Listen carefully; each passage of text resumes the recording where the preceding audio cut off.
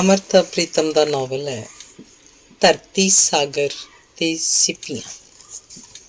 ਪਹਿਲਾ ਅੰਗ। ਹੋਣੀ ਕਈ ਵਾਰ ਵਰ੍ਹਿਆਂ ਦੇ ਵਰ੍ਹੇ ਇੰਝ ਚੁੱਪ ਕਰਕੇ ਬਹਿ ਰਹਿੰਦੀ ਹੈ ਜਿਵੇਂ ਉਹਨੇ ਮੂੰਹ 'ਚ ਘੁੰਗਣੀਆਂ ਪਾਈਆਂ ਹੋਣ। ਚੇਤਨਾ ਉਦੋਂ 15 ਵਰ੍ਹਿਆਂ ਦੀ ਸੀ ਤੇ ਉਹਦਾ ਭਰਾ ਸੁਮੇਰ ਨੂੰ 18ਵਾਂ ਵਰ੍ਹਾ ਲੱਗਿਆ ਸੀ ਜਦੋਂ ਚੇਤਨਾ ਨੇ ਉਹਦੇ ਜਨਮ ਦਿਨ 'ਤੇ ਆਪਣੀਆਂ ਸਹੇਲੀਆਂ ਨੂੰ ਵੀ ਬੁਲਾਇਆ ਤੇ ਉਹਦੇ ਦੋਸਤਾਂ ਨੂੰ ਵੀ। 6-7 ਕੁੜੀਆਂ ਸਨ ਜਿਨ੍ਹਾਂ 'ਚ ਅੱਧੀਆਂ ਸੁੱਤੀਆਂ ਤੇ ਅੱਧੀਆਂ ਜਾਗਦੀਆਂ ਅੱਖਾਂ ਵਾਲੀ ਇੱਕ ਮਿੰਨੀ ਸੀ ਤੇ ਇੱਕ ਕਣਕੀ ਰੰਗ ਦੀ ਪਰ ਬੜੇ ਤਰਾਸ਼ੇ ਹੋਏ ਨਕਸ਼ਾਂ ਵਾਲੀ ਚੰਪਾ ਸੀ।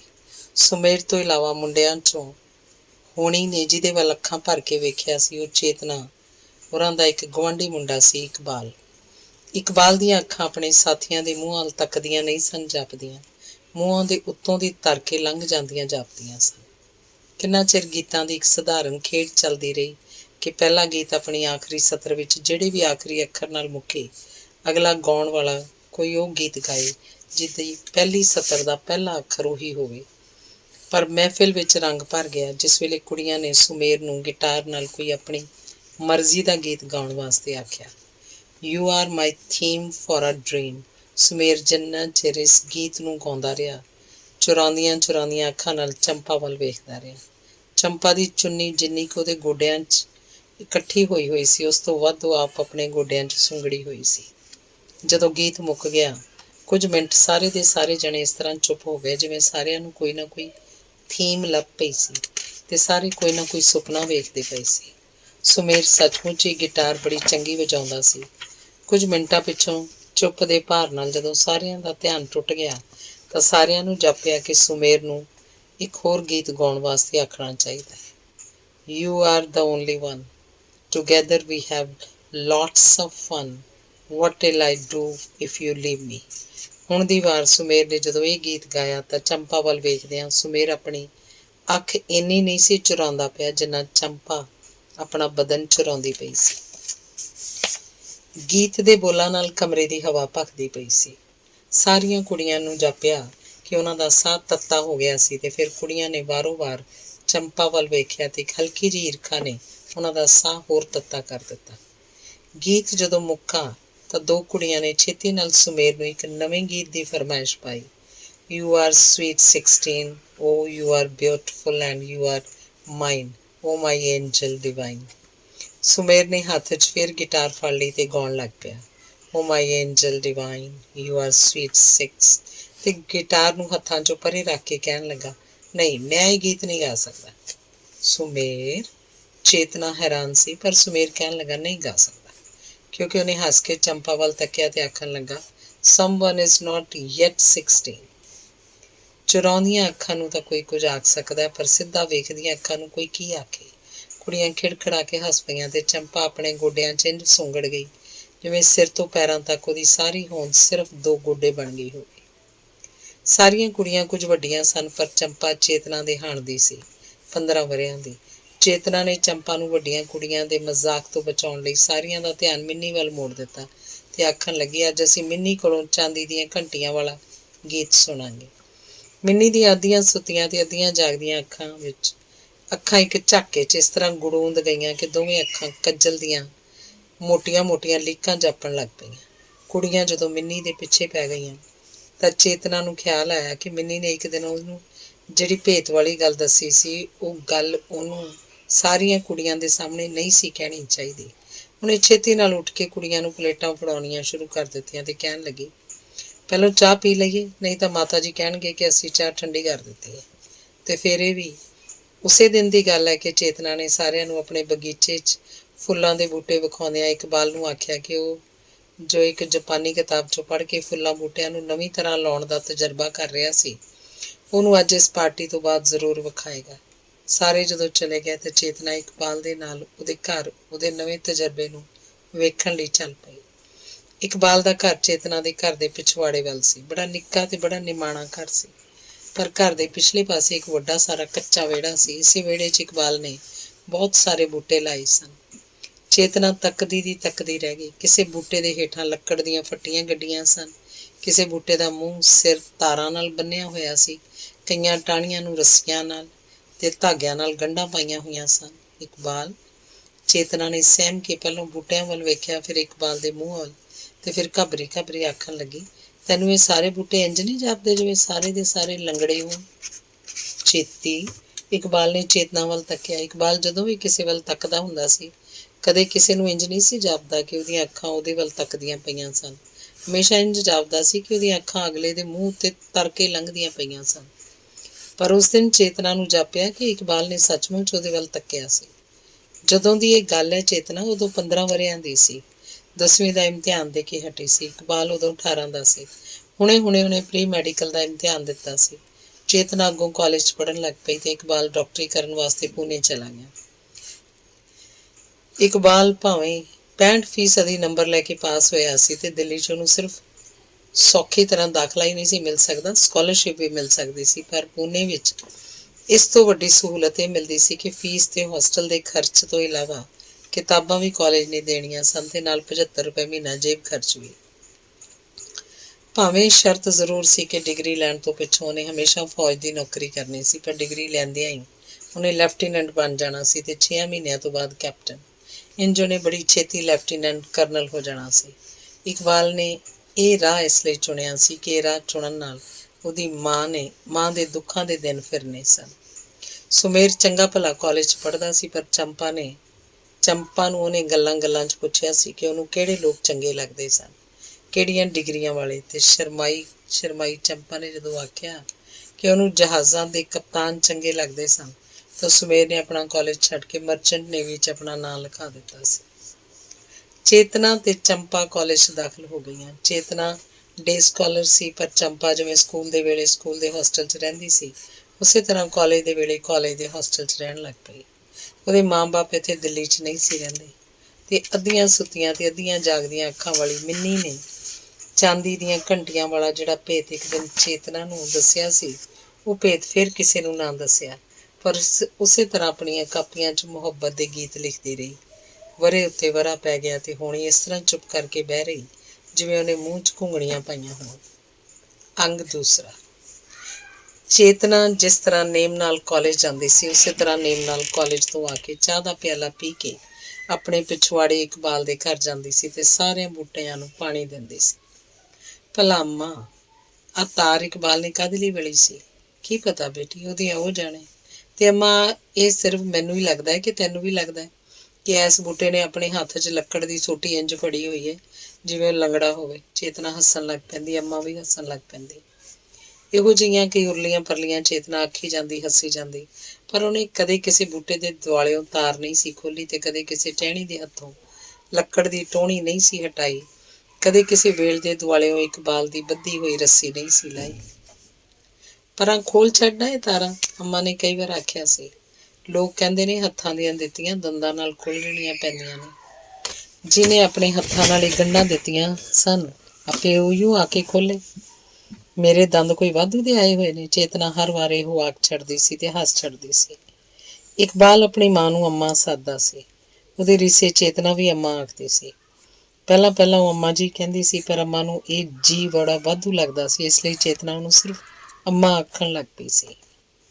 ਕਈ ਵਾਰ ਚੇਤਨਾ ਜਦੋਂ ਆਉਂਦੀ, ਅੰਮਾ ਨੇ ਆਪਣੇ ਲਈ ਚਾਹ ਦੇ ਪਿਆਲੇ ਦਾ ਵਿਹਾਰ ਨਹੀਂ ਸੀ ਕੀਤਾ ਹੁੰਦਾ।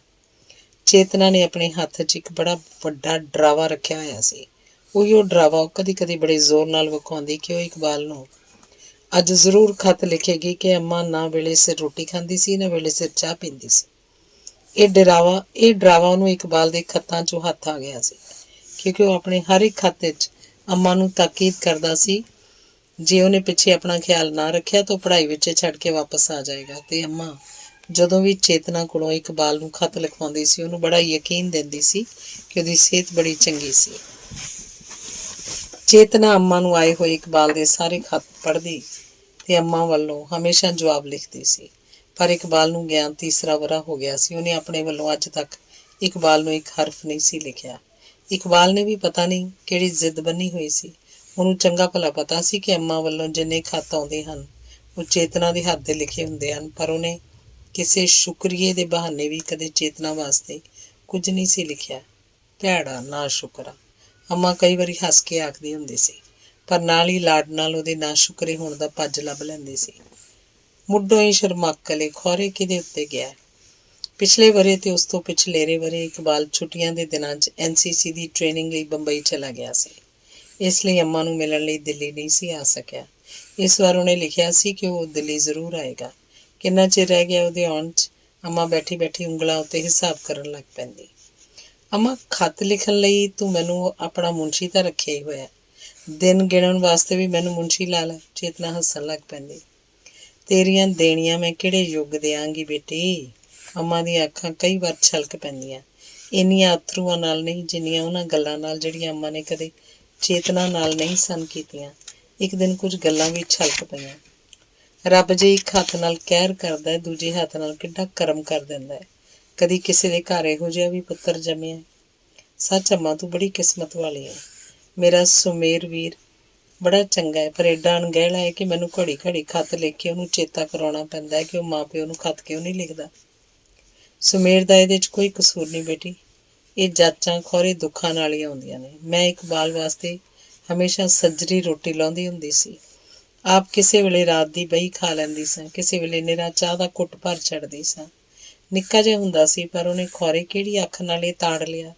ਬਸ ਇੱਕੋ ਹੀ ਗੱਲ ਫੜ ਲਈ ਕਿ ਉਹਨੂੰ ਤੱਤੀ ਤੱਤੀ ਰੋਟੀ ਚੰਗੀ ਨਹੀਂ ਸੀ ਲੱਗਦੀ। ਥਾਲੀ 'ਚ ਪਈ ਹੋਈ ਰੋਟੀ ਪਰਾਂ ਕਰ ਦਿੰਦਾ ਤੇ ਚੰਗੇਰ 'ਚੋਂ ਬਹੀ ਰੋਟੀ ਕੱਢ ਕੇ ਖਾ ਲੈਂਦਾ।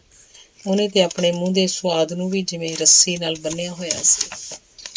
ਚੇਤਨਾ ਨੂੰ ਵਿਹੜੇ 'ਚ ਲੱਗੇ ਹੋਏ ਸਾਰੇ ਰੁੱਖ ਚੇਤੇ ਆ ਗਏ ਤੇ ਉਹ ਕਦੀ ਅੰਮਾ ਦੇ ਟਰੰਕ ਉੱਤੇ ਪਈ ਹੋਈ ਇਕਬਾਲ ਦੀ ਤਸਵੀਰ ਦੇ ਮੂੰਹ ਵੱਲ ਤੇ ਕਦੀ ਰੁੱਖਾਂ ਦੇ ਮੂੰਹ ਵੱਲ ਤੱਕਣ ਲੱਗ ਪਈ।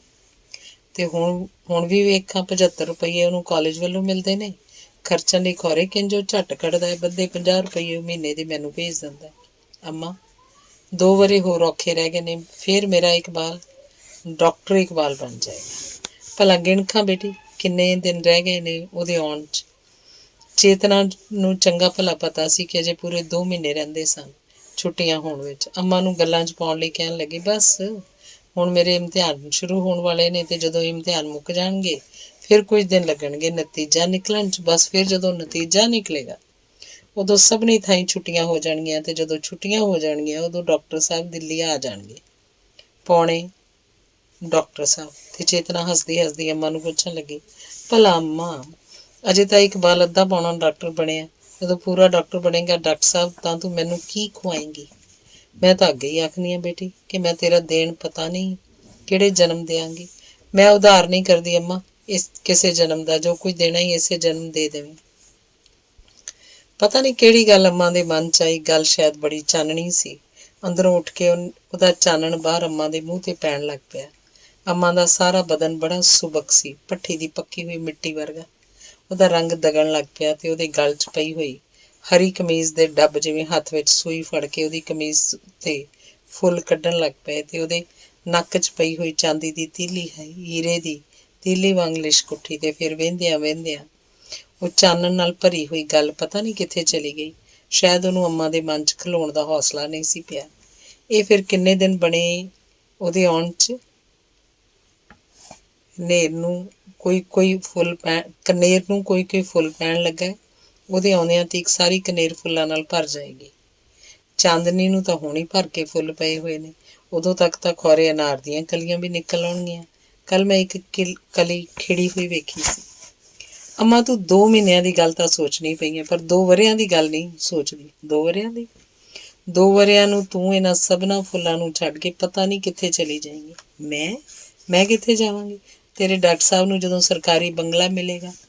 ਬੰਗਲੇ ਦੀ ਗੱਲ ਸੁਣ ਕੇ ਅੰਮਾ ਦੀਆਂ ਅੱਖਾਂ 'ਚ ਇੱਕ ਸੁਪਨਾ ਖਲੋ ਜਾਣਾ ਚਾਹੀਦਾ ਸੀ, ਪਰ ਅੰਮਾ ਨੇ ਆਪਣੀਆਂ ਅੱਖਾਂ ਇਸ ਤਰ੍ਹਾਂ ਝਮਕੀਆਂ ਕਿ ਜੇ ਕੋਈ ਸੁਪਨਾ ਅੱਖਾਂ ਵੱਲ ਆਉਣ ਵੀ ਲੱਗੇ ਤਾਂ ਪਰਾਂ ਚਲਾ ਜਾਏ।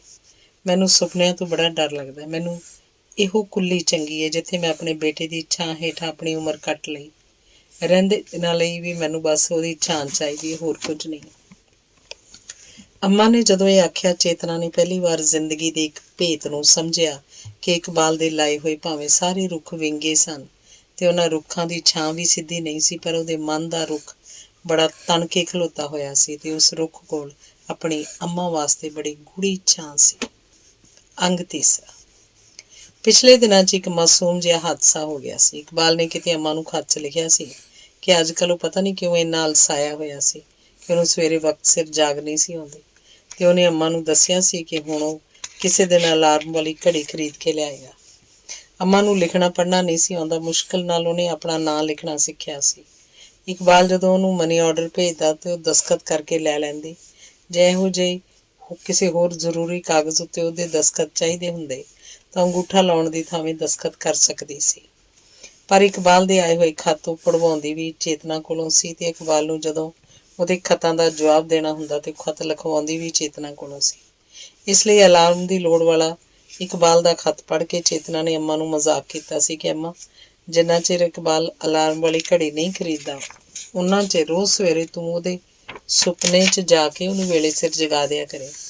ਅੰਮਾ ਸੁਣ ਕੇ ਹੱਸਣ ਲੱਗ ਪਈ ਸੀ ਤੇ ਚੇਤਨਾ ਨੇ ਹੱਸਦਿਆਂ ਹੱਸਦਿਆਂ ਇੱਕ ਗੱਲ ਅੰਮਾ ਵੱਲੋਂ ਇਕਬਾਲ ਨੂੰ ਖੱਤ ਵਿੱਚ ਲਿਖ ਦਿੱਤੀ ਸੀ।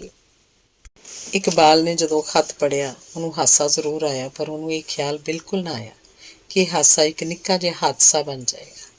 ਦੂਸਰੇ ਦਿਨ ਸਵੇਰੇ ਜ਼ਰਾ ਕੁ ਰਾਤ ਰਹਿੰਦੀ ਜਿਸ ਵੇਲੇ ਇਕਬਾਲ ਜਾਗਣਾ ਚਾਹੁੰਦਾ ਸੀ ਉਹਨੂੰ ਸੁਪਨੇ 'ਚ ਚੇਤਨਾ ਵਿਖਾਈ ਦਿੱਤੀ। ਉਹਦੀ ਮੰਜੀ ਦੇ ਪਾਵੇ ਕੋਲ ਖਲੋ ਕੇ ਉਹਨੂੰ ਹੌਲੀ ਜਿਹੀ ਆਵਾਜ਼ ਦਿੰਦੀ ਪਈ ਸੀ ਕਿ ਜਾਗਣ ਦਾ ਵੇਲਾ ਹੋ ਗਿਆ। ਇਕਬਾਲ ਤਰਬਕ ਕੇ ਜਾਗ ਪਿਆ, ਪਰ ਉਹ ਪਰੇਸ਼ਾਨ ਹੋ ਗਿਆ ਕਿ ਉਹਨੂੰ ਅੱਜ ਚੇਤਨਾ ਦਾ ਸੁਪਨਾ ਕਿਉਂ ਆਇਆ ਸੀ।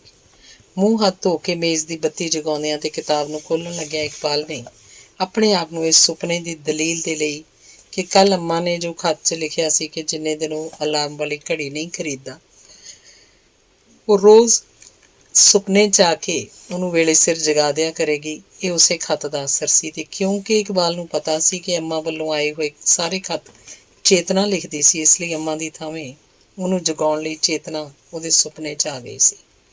ਇਹ ਜਿਸ ਦਿਨ ਦੀ ਗੱਲ ਹੈ, ਇਕਬਾਲ ਨੂੰ ਛੁੱਟੀਆਂ ਹੋਣ 'ਚ ਅਜੇ ਪੂਰਾ 1 ਮਹੀਨਾ ਰਹਿੰਦਾ ਸੀ ਤੇ ਭਾਵੇਂ ਇਕਬਾਲ ਨੇ ਅੰਮਾ ਨੂੰ ਖੱਤ 'ਚ ਅਲਾਰਮ ਵਾਲੀ ਘੜੀ ਖਰੀਦਣ ਦੀ ਗੱਲ ਜ਼ਰੂਰ ਲਿਖ ਦਿੱਤੀ ਸੀ, ਪਰ ਖੱਤ ਲਿਖਣ ਤੋਂ ਪਿੱਛੋਂ ਉਹਨੇ ਸੋਚਿਆ ਸੀ ਕਿ ਛੁੱਟੀਆਂ ਤੋਂ ਬਾਅਦ ਖਰੀਦੇਗਾ, ਪਹਿਲਾਂ ਨਹੀਂ, ਕਿਉਂਕਿ ਉਹਨੂੰ ਦਿੱਲੀ ਜਾਣ ਵਾਸਤੇ ਕਿਰਾਏ ਦੀ ਲੋੜ ਸੀ। ਉਹ ਅਜੇ ਘੜੀ ਵਾਸਤੇ ਪੈਸੇ ਨਹੀਂ ਸੀ ਖਰਚਣਾ ਚਾਹੁੰਦਾ। ਫਿਰ ਦੂਸਰੇ ਦਿਨ ਵੀ ਇੰਝ ਹੋਇਆ। ਇਕਬਾਲ ਨੂੰ ਸਵੇਰ ਸਾਰ ਸੁਪਨੇ ਚੇਤਨਾ ਵਿਖਾਈ ਦਿੱਤੀ। ਉਹ ਇਕਬਾਲ ਦੀ ਬਾਂਹ ਝੂਣ ਕੇ ਉਹਨੂੰ ਜਗਾਉਂਦੀ ਪਈ ਸੀ ਕਿ ਉੱਠਣ ਦਾ ਵੇਲਾ ਹੋ ਗਿਆ ਸੀ। ਇਕਬਾਲ ਜਦੋਂ ਤਰਬਕ ਕੇ ਉੱਠਿਆ ਤਾਂ ਇੰਨਾ ਤਾਂ ਉਹਨੂੰ ਯਕੀਨ ਹੋ ਗਿਆ ਕਿ ਖੱਤ ਵਿੱਚ ਅੰਮਾ ਨੇ ਰੋਜ਼ ਉਹਦੇ ਸੁਪਨੇ 'ਚ ਆਉਣ ਦੀ ਜਿਹੜੀ ਗੱਲ ਲਿਖੀ ਸੀ ਉਹ ਅੰਮਾ ਦੀ ਆਪਣੀ ਸੋਚੀ ਹੋਈ ਨਹੀਂ ਸੀ, ਉਹ ਜ਼ਰੂਰ ਚੇਤਨਾ ਦੀ ਆਖੀ ਹੋਈ ਸੀ। ਪਰ ਇਸ ਯਕੀਨ ਦੇ ਨਾਲ ਹੀ ਉਹਨੂੰ ਆਪਣਾ ਸੁਪਨਾ ਚੇਤਨਾ ਦੀ ਸ਼ਰਾਰਤ ਜਾਪਣ ਲੱਗ ਪਿਆ, ਇੰਝ ਜਿਵੇਂ ਕੋਈ ਬਗਾਨੇ ਪਾਸਪੋਰਟ ਉੱਤੇ ਸਫ਼ਰ ਕਰ ਰਿਹਾ ਹੋਵੇ। ਚੇਤਨਾ ਕਿਤੇ ਸਾਹਮਣੇ ਹੁੰਦੀ ਉਹਨੂੰ ਪਕੜ ਕੇ ਪੁੱਛਦਾ, ਪਰ ਉਹ ਉਹਦੇ ਸੁਪਨੇ ਨੂੰ ਕਿਸ ਤਰ੍ਹਾਂ ਪਕੜ ਸਕਦਾ ਸੀ। ਨੇਮ ਨਾਲ ਉਹਦੀ ਨੀਂਦਰ ਦੇ ਦੇਸ਼ 'ਚ ਆ ਜਾਂਦੀ, ਚੋਰਾਂ ਵਾਂਗ ਬੂਹਿਆਂ ਤੇ ਬਾਰੀਆਂ ਦੇ ਪਿੱਛੇ ਆ ਕੇ ਨਹੀਂ ਸੀ ਖਲੋਂਦੀ, ਸਾਮਰ ਤੱਕ ਉਹਦੀ ਮੰਜੀ ਦੇ ਪਾਵੇ ਕੋਲ ਆਣ ਕੇ ਖਲੋਂਦੀ ਸੀ, ਉਹਨੂੰ ਆਵਾਜ਼ ਦਿੰਦੀ ਸੀ, ਉਹਦੀ ਬਾਂਹ ਝੂਣਦੀ ਸੀ, ਪਰ ਤਾਂ ਵੀ ਉਹਨੂੰ ਪਕੜ ਨਹੀਂ ਸੀ ਸਕਦਾ। 1 ਦਿਨ, 2 ਦਿਨ, 4 ਦਿਨ, 10 ਦਿਨ ਲੰਘ ਗਏ। ਪਤਾ ਨਹੀਂ ਉਹ ਕਿਹੜੇ ਵੇਲੇ ਭੁੱਲ ਕੇ ਅਲਾਰਮ ਦੀ ਲੋੜ ਵਾਲੀ ਗੱਲ ਕਹਿ ਬੈਠਾ ਸੀ। ਹੁਣ ਅਲਾਰਮ ਸੀ ਕਿ ਜਿਹਨੂੰ ਕਦੇ ਖੜਕਣਾ ਨਹੀਂ ਸੀ ਭੁੱਲਦਾ। ਉਹ ਰੱਜ ਕੇ ਸੌਣਾ ਚਾਹੁੰਦਾ ਸੀ, ਦਿਨ ਚੜ੍ਹੇ ਤੱਕ ਸੌਣਾ ਚਾਹੁੰਦਾ ਸੀ, ਪਰ ਚੇਤਨਾ ਸੀ ਕਿ ਸੂਰਜ ਦੀ ਕਿਰਨ ਨਹੀਂ ਸੀ ਨਿਕਲ ਦਿੰਦੀ। ਰੋਜ਼ ਨੇਮ ਨਾਲ ਅਲਾਰਮ ਵਾਂਗ ਵੱਜਦੀ ਸੀ ਤੇ ਇਕਬਾਲ ਨੂੰ ਜਗਾ ਦਿੰਦੀ ਸੀ। ਛੁੱਟੀਆਂ ਹੋਣ ਤੱਕ ਇਕਬਾਲ ਦਾ ਕੋਈ ਵੱਸ ਨਹੀਂ ਸੀ ਚੱਲ ਸਕਦਾ, ਇਸ ਲਈ ਉਹ ਰੋਜ਼ ਚੇਤਨਾ ਦੀ ਇਸ ਜ਼ਿਆਦਤੀ ਨੂੰ ਚੁੱਪ ਕਰਕੇ ਸਹਿ ਰਿਹਾ ਸੀ, ਜਿਵੇਂ ਉਡੀਕ ਰਿਹਾ ਸੀ ਕਿ ਛੁੱਟੀਆਂ ਹੁੰਦਿਆਂ ਹੀ ਉਹ ਜਦੋਂ ਦਿੱਲੀ ਜਾਏਗਾ। ਇਕਬਾਲ ਜਦੋਂ ਦਿੱਲੀ ਆਇਆ, ਆਪਣੀ ਸੁਬਕ ਜਿਹੀ ਅੰਮਾ ਉਹਨੂੰ ਹੋਰ ਸੁਬਕ ਹੋ ਗਈ ਜਾਪੀ। ਅੰਮਾ ਨੇ ਮੂੰਹ ਉੱਚਾ ਕਰਕੇ ਇਕਬਾਲ ਦਾ ਮੱਥਾ ਚੁੰਮਿਆ ਤੇ ਇਕਬਾਲ ਨੇ ਆਪਣੀ ਅੰਮਾ ਨੂੰ ਇੰਝ ਅਡੋਲ ਜਿਹੀ ਆਪਣੀ ਬਾਹਾਂ 'ਚ ਚੁੱਕ ਲਿਆ ਜਿਵੇਂ ਉਹ ਇੱਕ ਚੰਗਾ ਲੰਬਾ ਉੱਚਾ ਬਾਪੂ ਬਣ ਗਿਆ ਹੋਵੇ ਤੇ ਅੰਮਾ ਇੱਕ ਨਿੱਕੀ ਜਿਹੀ ਬੱਚੀ ਬਣ ਗਈ ਹੋਵੇ। ਅੰਮਾ ਨੇ ਅੱਖਾਂ ਝੰਮ ਕੇ ਵੇਖਿਆ ਕਿ ਇਹਨਾਂ 3 ਵਰ੍ਹਿਆਂ 'ਚ ਉਹਦੇ ਇਕਬਾਲ ਨੂੰ ਹਾੜ ਕੇ ਜਵਾਨੀ ਚੜ੍ਹੀ ਸੀ ਤੇ ਉਹਨੇ ਇਕਬਾਲ ਦੇ ਮੋਢੇ ਨਾਲ ਸਿਰ ਲਾ ਕੇ ਸੌਖ ਦਾ ਇੱਕ ਡੂੰਘਾ ਸਾਹ ਲਿਆ। ਕੁੱਖ ਦੇ ਇਸ ਬੂਟੇ ਨੂੰ ਅੰਮਾ ਨੇ ਜਦੋਂ ਪਾਲਿਆ ਸੀ, ਉਹਦੇ ਆਪਣੇ ਸਿਰ ਉੱਤੇ ਜਵਾਨੀ ਦੀ ਡਾਢੀ ਧੁੱਪ ਕੜਕਦੀ ਪਈ ਸੀ। ਜਿਹੜੇ ਮਰਦ ਨੂੰ ਉਹਦੇ ਸਿਰ ਦੀ ਛਾਂ ਬਣਨਾ ਚਾਹੀਦਾ ਸੀ, ਉਹ ਛਾਂ ਚੁਰਾ ਕੇ ਪਤਾ ਨਹੀਂ ਕਿੱਥੇ ਚਲਾ ਗਿਆ ਸੀ ਤੇ ਇਸ ਔਰਤ ਨੇ ਆਪਣੇ ਬੱਚੇ ਦੀ ਨਿੱਕੀ ਜਿਹੀ ਛਾਂ ਹੇਠਾਂ ਆਪਣਾ ਸਿਰ ਕੱਜ ਲਿਆ ਸੀ ਤੇ ਅੱਜ ਵਰ੍ਹਿਆਂ ਪਿੱਛੋਂ ਉਹਨੇ ਵੇਖਿਆ ਕਿ ਉਹਦਾ ਬੱਚਾ ਬੋਹੜ ਜਿੱਡਾ ਉੱਚਾ ਹੋ ਗਿਆ ਸੀ ਤੇ ਉਹਨੇ ਆਪਣੇ ਬੱਚੇ ਦੀ ਬਾਂਹ ਉੱਤੇ ਸਿਰ ਰੱਖ ਕੇ ਪਹਿਲੀ ਵਾਰ ਇੰਝ ਸੋਚਿਆ ਕਿ ਹੁਣ ਉਹ ਨਿੱਸਲ ਹੋ ਕੇ ਇਹਦੀ ਗੂੜ੍ਹੀ ਛਾਂ ਹੇਠਾਂ ਬਹਿ ਸਕਦੀ ਸੀ। ਅੱਜ ਪਹਿਲੀ ਵਾਰ ਚੇਤਨਾ ਨੇ ਆਪਣਾ ਨੇਮ ਤੋੜਿਆ ਸੀ। ਉਹ ਨਾ ਬੂਟਿਆਂ ਨੂੰ ਪਾਣੀ ਦੇਣ ਵਾਸਤੇ ਆਈ ਸੀ, ਨਾ ਅੰਮਾ ਨੂੰ ਚਾਹ ਪਿਆਉਣ ਵਾਸਤੇ। ਅਖੀਰ ਜਦੋਂ ਤਰਕਾਲਾਂ ਪੈਣ ਲੱਗੀਆਂ ਤਾਂ ਅੰਮਾ ਆਪ ਜਾ ਕੇ ਚੇਤਨਾ ਨੂੰ ਉਹਦੇ ਘਰੋਂ ਬੁਲਾ ਲਿਆਈ। ਇਕਬਾਲ ਦੇ ਆਉਣ 'ਚ ਅਜੇ ਦਿਨ ਰਹਿੰਦੇ ਸਨ ਜਦੋਂ ਇੱਕ ਦਿਨ ਚੇਤਨਾ ਨੇ ਅੰਮਾ ਨੂੰ ਚਾਹ ਬਣਾ ਕੇ ਪਿਆਈ ਸੀ ਤਾਂ ਪਿਆਲੇ 'ਚ ਆਈ ਹੋਈ ਤਰੇੜ ਨੂੰ ਵੇਖ ਕੇ ਚੇਤਨਾ ਨੇ ਕੁਝ ਨਵੇਂ ਪਿਆਲੇ ਖਰੀਦ ਕੇ ਅੰਮਾ ਨੂੰ ਲਿਆ ਦਿੱਤੇ ਸਨ ਤੇ ਅੰਮਾ ਨੇ ਇੱਕ ਨਿੱਕੀ ਜਿਹੀ ਸੁਖਣਾ ਸੁਖੀ ਸੀ ਕਿ ਜਿਸ ਦਿਨ ਇਕਬਾਲ ਘਰ ਆਵੇ ਉਸ ਦਿਨ ਉਹ ਇਕਬਾਲ ਨੂੰ ਨਵੇਂ ਪਿਆਲੇ 'ਚ ਚਾਹ ਪਿਆਏਗੀ ਤੇ ਉਸ ਦਿਨ ਉਹ ਆਪ ਵੀ ਨਵੇਂ ਪਿਆਲੇ 'ਚ ਚਾਹ ਪੀਏਗੀ। ਅੱਜ ਜਦੋਂ ਅੰਮਾ ਚੇਤਨਾ ਨੂੰ ਬੁਲਾਉਣ ਗਈ ਸੀ, ਚੁੱਲ੍ਹੇ ਉੱਤੇ ਚਾਹ ਦਾ ਪਾਣੀ ਰੱਖ ਗਈ ਸੀ। ਵਾਪਸ ਆਉਂਦਿਆਂ ਹੀ ਨਵੇਂ ਪਿਆਲੇ ਕੱਢ ਕੇ ਧੋਣ ਲੱਗ ਪਈ। ਚੇਤਨਾ ਨੂੰ ਵੇਖ ਕੇ ਇਕਬਾਲ ਮੂਹਰੇ ਉੱਤੋਂ ਉੱਠ ਬੈਠਾ, ਪਰ ਚੇਤਨਾ ਨੂੰ ਬੈਠਣ ਵਾਸਤੇ ਨਾ ਆਖ ਸਕਿਆ। ਚੁੱਪ ਦਾ ਚੁੱਪ ਹੋ ਗਿਆ। ਇਕਬਾਲ ਦੀਆਂ ਅੱਖਾਂ ਵਿੱਚ ਚੇਤਨਾ ਦਾ ਉਹੀ ਬਾਲੜਾ ਰੂਪ ਸੀ ਜਿਹੜਾ ਉਹਨੇ 3 ਵਰ੍ਹੇ ਪਹਿਲਾਂ ਵੇਖਿਆ ਸੀ ਤੇ ਹੁਣ ਪਿਛਲੇ ਮਹੀਨੇ ਤੋਂ ਆਪਣੇ ਸੁਪਨੇ ਵਿੱਚ ਹੀ ਉਹ ਚੇਤਨਾ ਦਾ ਜਿਹੜਾ ਰੂਪ ਵੇਖਦਾ ਪਿਆ ਸੀ ਉਹੀ ਬਾਲੜਾ ਰੂਪ ਸੀ। ਪਰ 1 ਵਰ੍ਹੇ ਦੇ 365 ਦਿਨਾਂ ਨੇ ਤੇ 3 ਵਰ੍ਹਿਆਂ ਦੇ ਕਰੀਬ 1000 ਦਿਨਾਂ ਨੇ ਚੇਤਨਾ ਦੇ ਰੂਪ ਨੂੰ 1000 ਜਾਦੂ ਕਰ ਦਿੱਤਾ ਹੋਇਆ ਸੀ। ਇਕਬਾਲ ਨੇ ਚੇਤਨਾ ਵੱਲ ਵੇਖਿਆ ਤੇ ਫਿਰ ਆਪਣੀਆਂ ਅੱਖਾਂ ਉਹਨੇ ਇਸ ਤਰ੍ਹਾਂ ਪਰਾਂ ਕਰ ਲਈਆਂ ਜਿਵੇਂ ਉਹ ਆਪਣੀ ਨਜ਼ਰ ਨੂੰ 1000 ਗੰਢਾਂ ਪਾਉਣ ਲੱਗ ਪਿਆ ਹੋਵੇ। ਅੰਮਾ ਨੇ ਥਾਲੀ 'ਚ ਨਵੇਂ ਪਿਆਲੇ ਰੱਖੇ, ਕੇਤਲੀ 'ਚ ਚਾਹ ਪਾ ਕੇ ਜਦੋਂ ਲੈ ਆਈ ਤਾਂ ਚੇਤਨਾ ਨੂੰ ਉਂਝੇ ਦਹਿਲੀਜ਼ਾਂ 'ਚ ਖਲੋਤੀ ਹੋਈ ਵੇਖ ਕੇ ਆਖਣ ਲੱਗੀ, ਹਾਏ ਤੁਸੀਂ ਤਾਂ ਦੋਵੇਂ ਇੰਝ ਖਲੋਤੇ ਹੋਏ ਹੋ ਜਿਵੇਂ ਲੜਕੇ ਖਲੋਤੇ ਹੋਏ ਹੋ। ਲੜਾਈ ਤਾਂ ਅੰਮਾ ਸੱਚਮੁੱਚ ਹੋਈ ਸੀ, ਚੇਤਨਾ ਨੇ ਆਖਿਆ ਤੇ ਅੰਮਾ ਦੇ ਹੱਥੋਂ ਥਾਲੀ ਪਕੜ ਕੇ ਮੇਜ਼ ਤੇ ਰੱਖਣ ਲੱਗ ਪਈ। ਮੈਨੂੰ ਭਲਾ ਪਤਾ ਨਹੀਂ ਕਦੋਂ ਹੋਈ ਸੀ ਤੁਹਾਡੀ ਲੜਾਈ, ਅੰਮਾ ਨੇ ਆਖਿਆ ਤੇ ਚੇਤਨਾ ਦੇ ਬਹਿਣ ਵਾਸਤੇ ਇੱਕ ਹੋਰ ਮੂਹੜਾ ਡਾਹਿਆ। ਹੋਈ ਸੀ ਅੰਮਾ, ਬੜੇ ਚਿਰਾਂ ਦੀ ਗੱਲ। ਕਦੋਂ? ਪੂਨੇ ਜਾਣ ਤੋਂ ਪਹਿਲਾਂ? ਉਹ ਤੋਂ ਪਹਿਲਾਂ ਕਦੋਂ? ਪਿਛਲੇ ਜਨਮ, ਚੇਤਨਾ ਨੇ ਆਖਿਆ ਤੇ ਹੱਸਣ ਲੱਗ ਪਈ। ਇਕਬਾਲ ਦੀ ਝੁਕੀ ਹੋਈ ਨਜ਼ਰ ਨੂੰ ਚੇਤਨਾ ਦੇ ਹਾਸੇ ਨੇ ਹੱਥ ਫੜ ਕੇ ਉਤਾਂਹ ਕੀਤਾ। ਇਕਬਾਲ ਨੇ ਫਿਰ ਚੇਤਨਾ ਵੱਲ ਤੱਕਿਆ, ਪਰ ਇਸ ਵਾਰ ਉਹਦੀ ਨਜ਼ਰ ਇਸ ਤਰ੍ਹਾਂ ਟਿਕੀ ਹੋਈ ਸੀ ਜਿਵੇਂ ਕੋਈ ਗੰਢਾ ਮਾਰ ਕੇ ਉਹਨੇ ਆਪਣੇ ਪਿੰਡੇ ਉੱਤੋਂ ਬਹੁਤ ਸਾਰੇ ਜਾਦੂ ਝਾੜ ਲਏ ਹੋਣ। ਲੜਾਈ ਪਿਛਲੇ ਜਨਮ ਤੇ ਸੁਲ੍ਹਾ ਇਸ ਜਨਮ, ਇਕਬਾਲ ਨੇ ਆਖਿਆ ਤੇ ਚੇਤਨਾ ਦੇ ਹੱਥੋਂ ਚਾਹ ਦਾ ਪਿਆਲਾ ਲੈ ਲਿਆ। ਕੀ ਪਤਾ ਇਸ ਜਨਮ ਕੇ ਅਗਲੇ ਜਨਮ, ਚੇਤਨਾ ਨੇ ਆਖਿਆ ਤੇ ਚਾਹ ਦਾ ਇੱਕ ਪਿਆਲਾ ਅੰਮਾ ਨੂੰ ਦੇ ਕੇ ਇੱਕ ਪਿਆਲਾ ਆਪਣੇ ਲਈ ਬਣਾਉਣ ਲੱਗ ਪਈ। ਫਿਰ ਇਹਦਾ ਮਤਲਬ ਇਹ ਹੋਇਆ ਕਿ ਨਾ ਮੈਂ ਤੁਹਾਡੀ ਲੜਾਈ ਹੁੰਦੀ ਵੇਖੀ ਸੀ, ਨਾ ਸੁਲ੍ਹਾ ਹੁੰਦੀ ਵੇਖਣੀ ਹੈ। ਅੰਮਾ ਨੇ ਚਾਹ ਦਾ ਘੁੱਟ ਭਰਿਆ ਤੇ ਆਖਿਆ, ਏਡੀ ਕਾਹਲੀ ਕਿਉਂ ਪੈਂਦੀ ਹੈ ਅੰਮਾ? ਇਸੇ ਜਨਮ ਲਈ। ਕੀ ਅਗਲੇ ਜਨਮ ਤੂੰ ਫੇਰ ਆਪਣੇ ਇਸ ਪੁੱਤਰ ਦੀ ਅੰਮਾ ਨਹੀਂ ਬਣਨਾ? ਚੇਤਨਾ ਨੇ ਗੱਲ ਨੂੰ ਜਿਹੜਾ ਮੋੜ ਦੇ ਦਿੱਤਾ, ਇਕਬਾਲ ਨੂੰ ਇਹਦੀ ਉਮੀਦ ਨਹੀਂ ਸੀ। ਉਹ ਟੱਕ ਲਾ ਕੇ ਚੇਤਨਾ ਦੇ ਮੂੰਹ ਵੱਲ ਵੇਖਣ ਲੱਗ ਪਿਆ। ਅੰਮਾ ਸੱਚੀ ਮੁੱਚੀ ਗੱਲ ਦੇ ਪਿੱਛੇ ਤੁਰਦੀ ਮੁੜ ਗਈ ਤੇ ਆਖਣ ਲੱਗੀ, ਮੇਰੀ ਗਰੀਬਣੀ ਦੀ ਕੁੱਖ 'ਚ ਪੈ ਕੇ ਇਹਨੇ ਆਪਣਾ ਇਹ ਜਨਮ ਤਾਂ ਵਿਗਾੜ ਲਿਆ ਏ। ਹੁਣ ਇਹਨੂੰ ਅਗਲੇ ਦਾ ਸਰਾਪ ਕਾਹਨੂੰ ਦੇਣੀ ਹੈ ਬੇਟੀ? ਇਹ ਤਾਂ ਕਿਸੇ ਰਾਣੀ ਦੀ ਕੁੱਖ 'ਚ ਪੈਣ ਜੋਗਾ ਸੀ। ਮੇਰਾ ਫਕੀਰਨੀ ਦਾ ਪੁੱਤਰ ਬਣ ਕੇ ਕੀ ਲਿਆ ਸੀ? ਅੰਮਾ, ਇਕਬਾਲ ਨੇ ਅੰਮਾ ਨੂੰ ਟੋਕ ਦਿੱਤਾ, ਨਹੀਂ ਤਾਂ ਅੰਮਾ ਦਾ ਭਰਿਆ ਹੋਇਆ ਮਨ ਖਬਰੇ ਕਿੰਨਾ ਕੁ ਛਲਕ ਜਾਣਾ ਸੀ। ਗੱਲ ਨੂੰ ਉਦਾਸੀ ਦੇ ਖੋਬੇ 'ਚੋਂ ਕੱਢਣ ਲਈ ਇਕਬਾਲ ਚੇਤਨਾ ਨੂੰ ਉਹਦੇ ਕਾਲਜ ਦੀਆਂ ਗੱਲਾਂ ਪੁੱਛਣ ਲੱਗ ਪਿਆ ਤੇ ਫਿਰ ਉਹਨੂੰ ਯਾਦ ਆਇਆ ਕਿ ਚੇਤਨਾ ਨੂੰ ਉਹਦੇ ਪਾਸ ਹੋਣ ਦੀ ਅਜੇ ਤੱਕ ਮੁਬਾਰਕ ਨਹੀਂ ਸੀ ਦਿੱਤੀ। ਅੱਗੋਂ MA 'ਚ ਦਾਖਲ ਹੋਣਾ ਹੈ? ਇਕਬਾਲ ਨੇ ਪੁੱਛਿਆ। ਨਹੀਂ, ਮੈਨੂੰ ਨੌਕਰੀ ਮਿਲ ਗਈ ਹੈ, ਬੜੀ ਚੰਗੀ ਨੌਕਰੀ। ਪਰ ਤੂੰ ਨੌਕਰੀ ਕਰੇਂਗੀ? ਕਿਉਂ ਨਹੀਂ ਕਰਾਂਗੀ, ਮੈਂ ਆਪਣੇ ਪੈਰਾਂ ਉੱਤੇ ਨਹੀਂ ਖਲੋਣਾ। ਨਾਲੇ ਨੌਕਰੀ ਕਰਨ ਦੀ ਤਾਂ ਮੈਨੂੰ ਅੱਗੇ ਹੀ ਆਦਤ ਹੈ। ਅੱਗੇ ਅੰਮਾ ਦੀ ਨੌਕਰੀ ਕਰਦੀ ਹੁੰਦੀ ਸੀ। ਬਸ ਅੱਜ ਪਹਿਲਾ ਦਿਨ ਹੈ ਕਿ ਮੇਰੀ ਨੌਕਰੀ ਛੁੱਟੀ ਹੈ। ਇਸ ਤਰ੍ਹਾਂ ਕਿਉਂ ਆਖਦੀ ਹੈ ਬੇਟੀ? ਮੈਂ ਤਾਂ ਆਪ ਤੇਰੇ ਚਾਕਰਾਂ। ਅੰਮਾ, ਚੇਤਨਾ ਨੇ ਅੰਮਾ ਦੇ ਹੋਠਾਂ ਉੱਤੇ ਆਪਣੀ ਤਲੀ ਰੱਖ ਦਿੱਤੀ ਤੇ ਆਖਣ ਲੱਗੀ, ਨਾਲੇ ਮੈਨੂੰ ਅੰਮਾ ਨੇ ਆਪਣੀ ਮਾਲਣ ਰੱਖਿਆ ਹੋਇਆ ਸੀ, ਨਾਲੇ ਮੁਨਸ਼ੀ, ਨਾ ਸੱਚ ਮੁਨਸ਼ਿਆਣੀ ਮੇਰੇ ਕੋਲੋਂ ਖੱਤ ਲਿਖਵਾਉਂਦੀ ਹੁੰਦੀ ਸੀ, ਤੇ ਨਾਲੇ ਆਪਣੀ ਘੜੀ ਦਾ ਅਲਾਰਮ ਵੀ। ਇਕਬਾਲ ਦੇ ਮੂੰਹ ਜਦੋਂ ਅਲਾਰਮ ਵਾਲੀ ਗੱਲ ਨਿਕਲ ਗਈ ਤਾਂ ਇਕਬਾਲ ਨੂੰ ਖਿਆਲ ਆਇਆ ਕਿ ਉਹਨੇ ਕੀ ਆਖ ਦਿੱਤਾ। ਅਲਾਰਮ? ਚੇਤਨਾ ਵੀ ਇਕਬਾਲ ਵੱਲ ਤੱਕਣ ਲੱਗ ਪਈ ਤੇ ਅੰਮਾ ਵੀ। ਦੰਦਾਂ ਹੇਠਾਂ ਜੀਭ ਤਾਂ ਟੁੱਕੀ ਜਾ ਸਕਦੀ ਸੀ, ਪਰ ਜਿਹੜੀ ਸਾਬਤ ਗੱਲ ਮੂੰਹ ਨਿਕਲ ਗਈ ਸੀ ਉਹਦਾ ਕੁਝ ਨਹੀਂ ਸੀ ਬਣ ਸਕਦਾ। ਅੰਮਾ ਨੂੰ ਵੀ ਉਹ ਖੱਤ ਚੇਤੇ ਆ ਗਿਆ ਤੇ ਚੇਤਨਾ ਨੂੰ ਵੀ, ਜਿਹਦੇ 'ਚ ਅੰਮਾ ਨੇ ਇਕਬਾਲ ਦੇ ਸੁਪਨੇ 'ਚ ਜਾ ਕੇ ਘੜੀ ਦੇ ਅਲਾਰਮ ਵਾਂਗ ਉਹਨੂੰ ਜਗਾਉਣ ਦਾ ਇਕਰਾਰ ਕੀਤਾ ਸੀ। ਤੇ ਅੱਗੋਂ ਸੁਪਨੇ ਨੂੰ ਚੇਤਨਾ ਨਾਲ ਜੋੜ ਲੈਣ ਵਾਲੀ ਗੱਲ ਬਿਲਕੁਲ ਸਿੱਧੀ ਗੱਲ ਸੀ। ਮੂੰਹ ਚੇਤਨਾ ਦਾ ਵੀ ਸੰਗ ਗਿਆ ਤੇ ਅੰਮਾ ਦਾ ਵੀ, ਪਰ ਦੋਵਾਂ ਦੀ ਸੰਗ 'ਚ ਓਨਿਆਂ ਹੀ ਵਰ੍ਹਿਆਂ ਦਾ ਫਰਕ ਸੀ ਜਿੰਨਾ ਉਹਨਾਂ ਦੀ ਉਮਰ ਵਿੱਚ। ਚੇਤਨਾ ਦੀ ਸੰਗ 18-20 ਵਰ੍ਹਿਆਂ ਦੀ ਭਰ ਜਵਾਨ ਸੀ ਤੇ ਅੰਮਾ ਦੀ 40 ਵਰ੍ਹਿਆਂ ਦੀ ਠਹਿਰਮੇ ਵਾਲੀ। ਅੰਗ ਚੌਥਾ। ਇੱਕ ਮੁਸਕਰਾਹਟ ਸੁਮੇਰ ਦੇ ਹੋਠਾਂ ਕੋਲ ਆ ਕੇ ਹੋਠਾਂ ਦੇ ਇੱਕ ਕੋਨੇ 'ਚ ਇਸ ਤਰ੍ਹਾਂ ਖਲੋ ਗਈ ਸੀ ਜਿਸ ਤਰ੍ਹਾਂ ਬੜੀ ਥੱਕ ਗਈ ਹੋਵੇ। ਸੁਮੇਰ ਹੁਣੇ ਕਿਤੋਂ ਬਾਹਰੋਂ ਆਇਆ ਸੀ। ਕਮਰੇ 'ਚ ਜਾਣ ਲਈ ਉਹਦਾ ਮਨ ਨਾ ਕੀਤਾ। ਉਹ ਆਪਣੇ ਨਿੱਕੇ ਜਿਹੇ ਬਗੀਚੇ ਵਿੱਚ ਆੜੂਆਂ ਦੇ ਬੂਟੇ ਕੋਲ ਖਲੋ ਗਿਆ। ਜਿਹੜੀ ਟਾਹਣੀ ਨੂੰ ਸੁਮੇਰ ਨੇ ਹੱਥ ਪਾਇਆ, ਵੇਖਿਆ ਕਿ ਉਸ ਟਾਹਣੀ ਦੇ ਹੋਠਾਂ 'ਚ ਇੱਕ ਨਿੱਕਾ ਜਿਹਾ ਫੁੱਲ ਅੜਿਆ ਹੋਇਆ ਸੀ। ਪਰ ਫੁੱਲ ਦਾ ਬਦਨ ਇਸ ਤਰ੍ਹਾਂ ਮੁਰਝਾਇਆ ਹੋਇਆ ਸੀ ਜਿਵੇਂ ਉਹ ਵੀ ਟਾਹਣੀ ਦੇ ਹੋਠਾਂ ਦੀ ਇੱਕ ਮੁਸਕਰਾਹਟ ਸੀ, ਬੜੀ ਥੱਕੀ ਹੋਈ ਸੀ। ਚੇਤਨਾ ਨੇ ਸੁਮੇਰ ਦੇ ਆਉਣ ਦੀ ਆਹਟ ਪਾ ਲਈ ਸੀ। ਉਹਨੇ ਬਾਰੀ ਵਿੱਚੋਂ ਸੁਮੇਰ ਨੂੰ ਆਵਾਜ਼ ਦੇ ਕੇ ਚਾਹ ਪੀਣ ਲਈ ਬੁਲਾਇਆ। ਉਹ ਜਦੋਂ ਰਸੋਈ ਕੋਲੋਂ ਲੰਘਿਆ, ਚੇਤਨਾ ਪਿਆਸ ਛਿਲਦੀ ਪਈ ਸੀ। ਸੁਮੇਰ ਨੇ ਫਲਾਂ ਦੀ ਟੋਕਰੀ 'ਚੋਂ ਇੱਕ ਸੇਬ ਫੜਿਆ ਤੇ ਚੇਤਨਾ ਦੇ ਹੱਥੋਂ ਛੁਰੀ ਲੈ ਕੇ ਸੇਬ ਚੀਰਨ ਲੱਗਾ। ਇਹ ਪਿਆਜ਼ ਵਾਲੀ ਛੁਰੀ ਏ ਸੁਮੇਰ, ਦੂਸਰੀ ਲੈ ਲਾ, ਚੇਤਨਾ ਨੇ ਆਖਿਆ। ਪਰ ਸੁਮੇਰ ਨੇ ਉਸੇ ਛੁਰੀ ਨਾਲ ਸੇਬ ਦਾ ਟੁਕੜਾ ਕੱਟ ਕੇ ਚੇਤਨਾ ਦੇ ਮੂੰਹ 'ਚ ਪਾ ਦਿੱਤਾ ਤੇ ਪੁੱਛਣ ਲੱਗਾ, ਕੀ ਸਵਾਦ ਏ? ਸਵਾਦ ਕੀ ਹੋਣਾ? ਸੇਬ ਵਿੱਚੋਂ ਪਿਆਜ਼ ਦੀ ਬੂ ਆਉਂਦੀ ਪਈ। ਚੇਤਨਾ ਨੇ ਆਖਿਆ ਤੇ ਇਸ ਤਰ੍ਹਾਂ ਮੂੰਹ ਬਣਾਇਆ ਜਿਵੇਂ ਮੂੰਹ 'ਚੋਂ ਸੇਬ ਨੂੰ ਥੁੱਕ ਦੇਗੀ। ਸੁਮੇਰ ਖਿੜਖਿੜਾ ਕੇ ਹੱਸ ਪਿਆ, ਪਰ ਉਹਦਾ ਹਾਸਾ ਇਸ ਤਰ੍ਹਾਂ ਸੀ ਜਿਵੇਂ ਉਹ ਕਿੰਨੇ ਚਿਰ ਤੋਂ ਥੱਕ ਕੇ ਉਹਦੇ ਹੋਠਾਂ ਦੇ ਕੋਨੇ 'ਚ ਖਲੋਤਾ ਹੋਇਆ ਹੁਣ ਲੜਖੜਾ ਕੇ ਹੇਠਾਂ ਡਿੱਗ ਪਿਆ ਹੋਵੇ। ਅੱਜ ਤੈਨੂੰ ਕੀ ਹੋਇਆ ਸੁਮੇਰ? ਮੈਂ ਅੱਜ ਇੱਕ ਸੇਬ ਖਾਧਾ ਸੀ ਜਿਹਦੇ ਵਿੱਚੋਂ ਪਿਆਜ਼ ਦੀ ਬੂ ਆਉਂਦੀ ਪਈ ਸੀ। ਤੂੰ ਕਿੱਥੇ ਗਿਆ ਸੀ ਅੱਜ? ਇੱਕ ਫਿਲਮ ਤੱਕਣ, 12 ਵਜੇ ਵਾਲਾ ਸ਼ੋਅ। ਫੇਰ?